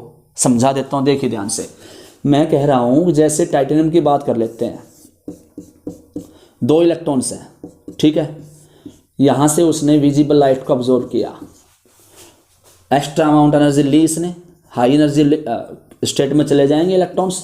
यहाँ पर आपका T2G है, यहाँ EG है तो डी ऑर्बिटल ना, ओके सर, है तो डी ऑर्बिटल ना, इसलिए डी ट्रांजिशन बोलते हैं इनको, डी से तो बने हैं। अब ये 2 इलेक्ट्रॉन्स हैं, ओके, तो एनर्जी जब अब्जॉर्ब करेंगे स्टूडेंट्स, ये यहाँ से देख लिए, एनर्जी अब्जॉर्ब करेंगे तो स्टूडेंट्स ये क्या करते हैं, इस डी से इलेक्ट्रॉन इस डी में आ जाएगा, एक इलेक्ट्रॉन आ गया मान लीजिए, क्लियर है। अब ये इलेक्ट्रॉन्स यहां ज्यादा देर नहीं रहने वाला, क्योंकि हर इलेक्ट्रॉन लो एनर्जी लेवल में ज्यादा स्टेबल होता है, तो ये वापस आएगा। तो यार गया क्यों था ये, क्योंकि एक्स्ट्रा एनर्जी मिली थी इसको, अब वापस आएगा तो जो एनर्जी मिली थी उसको छोड़ना पड़ेगा, क्योंकि लो एनर्जी लेवल में आ गया, यहाँ हाई एनर्जी लेवल थी, तो जो एक्स्ट्रा एनर्जी रिलीज हुई है उसमें पर्टिकुलर कलर की वेवलेंथ अब्जॉर्ब जिसकी भी हुई है, और उसने उसके कॉम्प्लीमेंट्री देख लें कलर, मैं बता दूंगा कौन सा कॉम्प्लीमेंट्री कलर होता है, वही उसका कलर होगा। तो मेन रीजन क्या आया, ड्यू टू डी ट्रांजिशन। ठीक है स्टूडेंट्स, तो पहला रीजन हमने सीख लिया कि डी ब्लॉक एलिमेंट्स कौन से कलर दिखाते हैं, वो डी ब्लॉक एलिमेंट्स कलर दिखाएंगे जिनके डी में 1 से लेके 9 इलेक्ट्रॉन्स आ जाए, means incomplete D orbital, means unpaired electrons. ठीक है स्टूडेंट्स, सेकंड रीजन क्या है, सेकंड बहुत ही इंपॉर्टेंट है स्टूडेंट, जिसका नाम है चार्ज ट्रांसफर। है तो वही पॉइंट लेकिन थोड़ा सा इनडायरेक्ट फॉर्म में है।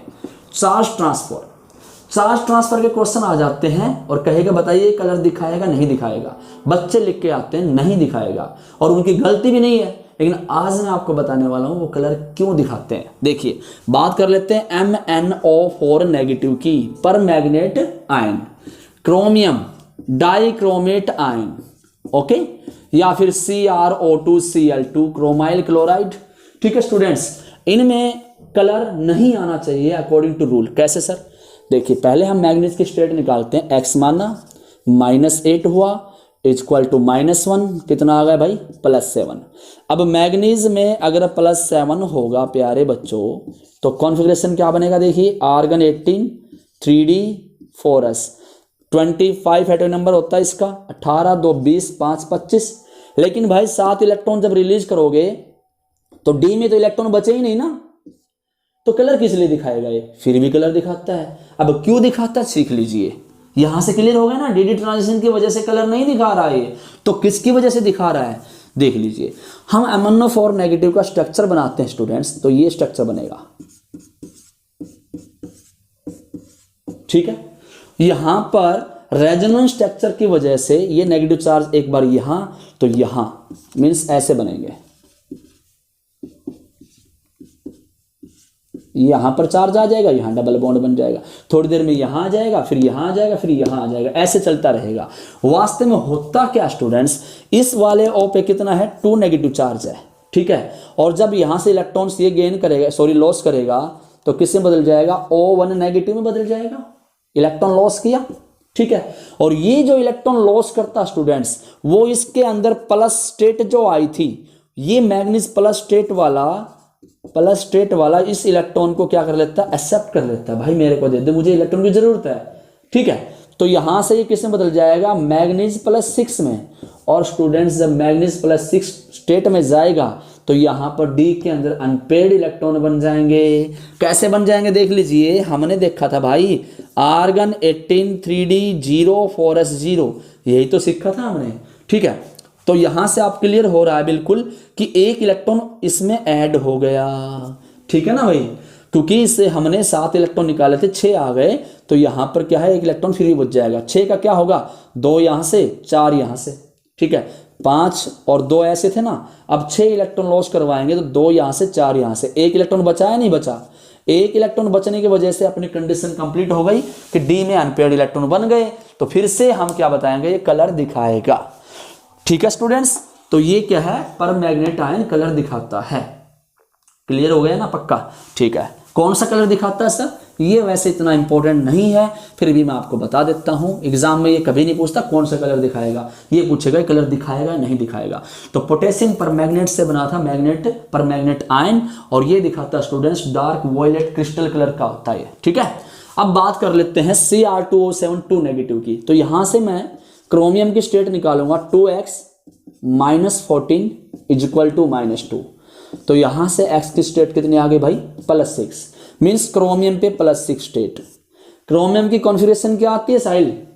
आप बता दो भाई, पंकज आप बता दो। ओके, तो ये आ गया 18 3D4s1 और 5। ये जब क्रोमियम न्यूट्रल स्टेट में था तो ये वाली कॉन्फ़िगरेशन होती है। 6 इलेक्ट्रॉन निकालेंगे तो यहां 0 बचेगा, यहां भी 0 बचेगा, मीन्स इनका कलर नहीं आना चाहिए क्योंकि कंडीशन कंप्लीट नहीं है। फिर भी ये कलर दिखाते हैं। क्यों दिखाते हैं? Same reason students. हम क्या करेंगे? Cr2O7 2 नेगेटिव का स्ट्रक्चर बना के देखते हैं। तो देखिए भाई, ये स्ट्रक्चर बनेगा सर।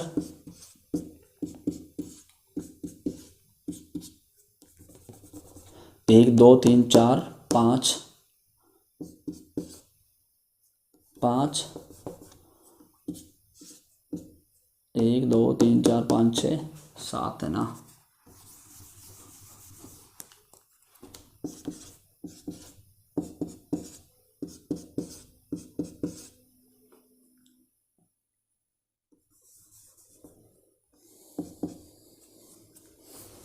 तो स्टूडेंट्स क्रोमियम का स्ट्रक्चर देख लेते हैं। देखिए क्रोमियम,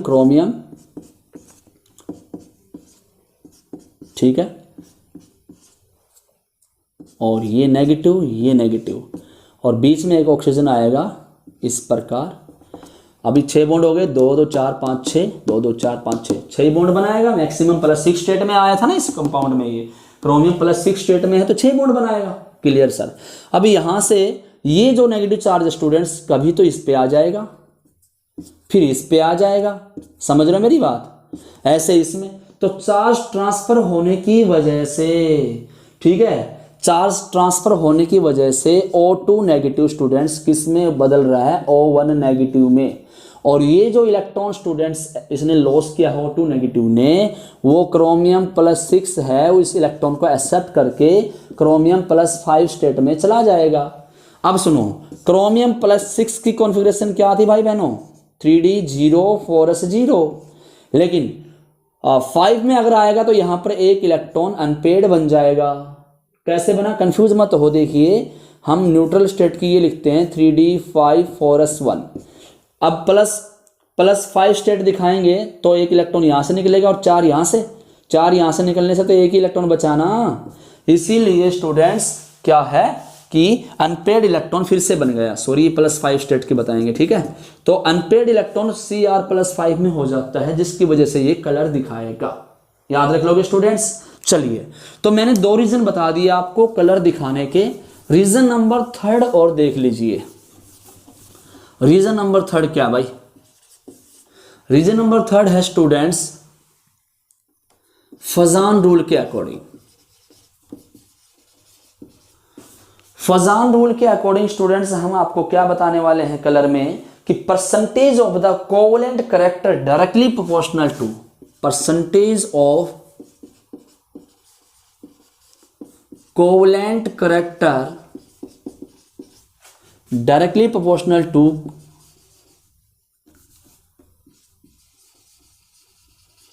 कलर डीपर। भाई उतना ही ज्यादा कलर डीप होता जाएगा जितनी ज्यादा परसेंटेज कोवेलेंट करेक्टर की होगी। अब सर हमें ये नहीं पता कि परसेंटेज कोवेलेंट करेक्टर कैसे निकालते हैं। मैं एग्जांपल दे देता हूं। देखिए स्टूडेंट्स, मैंने एग्जांपल लिखा है यहां पर AgCl, AgBr, AgI।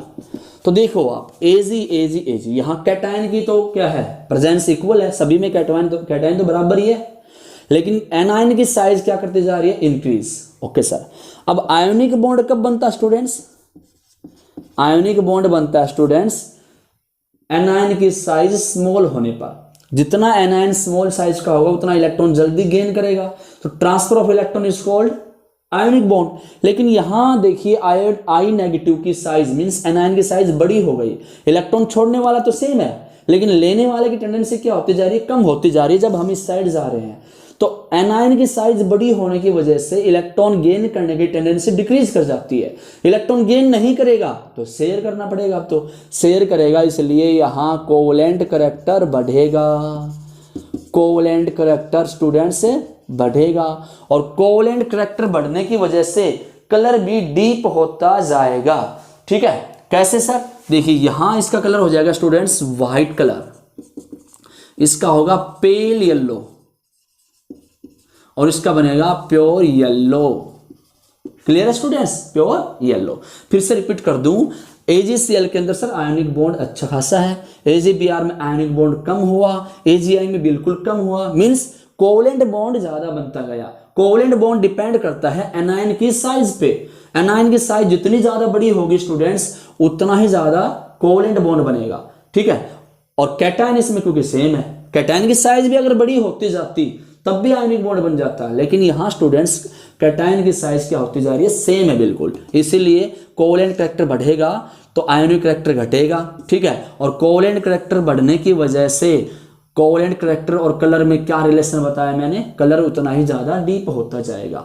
ठीक है स्टूडेंट्स, तो ये 3 रीजन मैंने आपको बताए कलर दिखाने के। आइए फटाक से रिपीट कर लेते हैं। देखिए भाई, पहला क्या बताया मैंने आपको, डी ट्रांजिशन की वजह से कलर दिखाते हैं। तो डी ट्रांजिशन में क्या पढ़ोगे स्टूडेंट्स, डी में 1 से लेके डी में 9 इलेक्ट्रॉन अगर आ गए तो कलर दिखाएगा। ठीक है, सेकंड पॉइंट थोड़ा ऐड और कर देता हूं, डी ट्रांजिशन, ट्रांजिशन मतलब इलेक्ट्रॉन ट्रांजिशन मींस ट्रांसफर नहीं होंगे ग्राउंड स्टेट से एक्साइज स्टेट में, तो नहीं ट्रांजिशन होगी। ठीक है, no transition, no transition, no d transition. कब, जब डी में 0 से लेके डी में 10 इलेक्ट्रॉन्स आ जाएंगे। ठीक है भाई, ओके सर। तीसरा पॉइंट क्या बताया, चार्ज ट्रांसफर करने से भी कलर दिखाते हैं।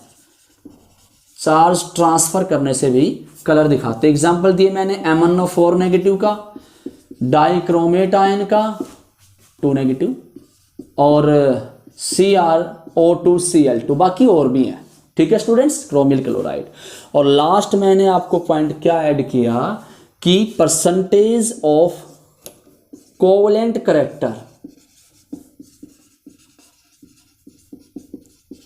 Directly proportional to deeper colour.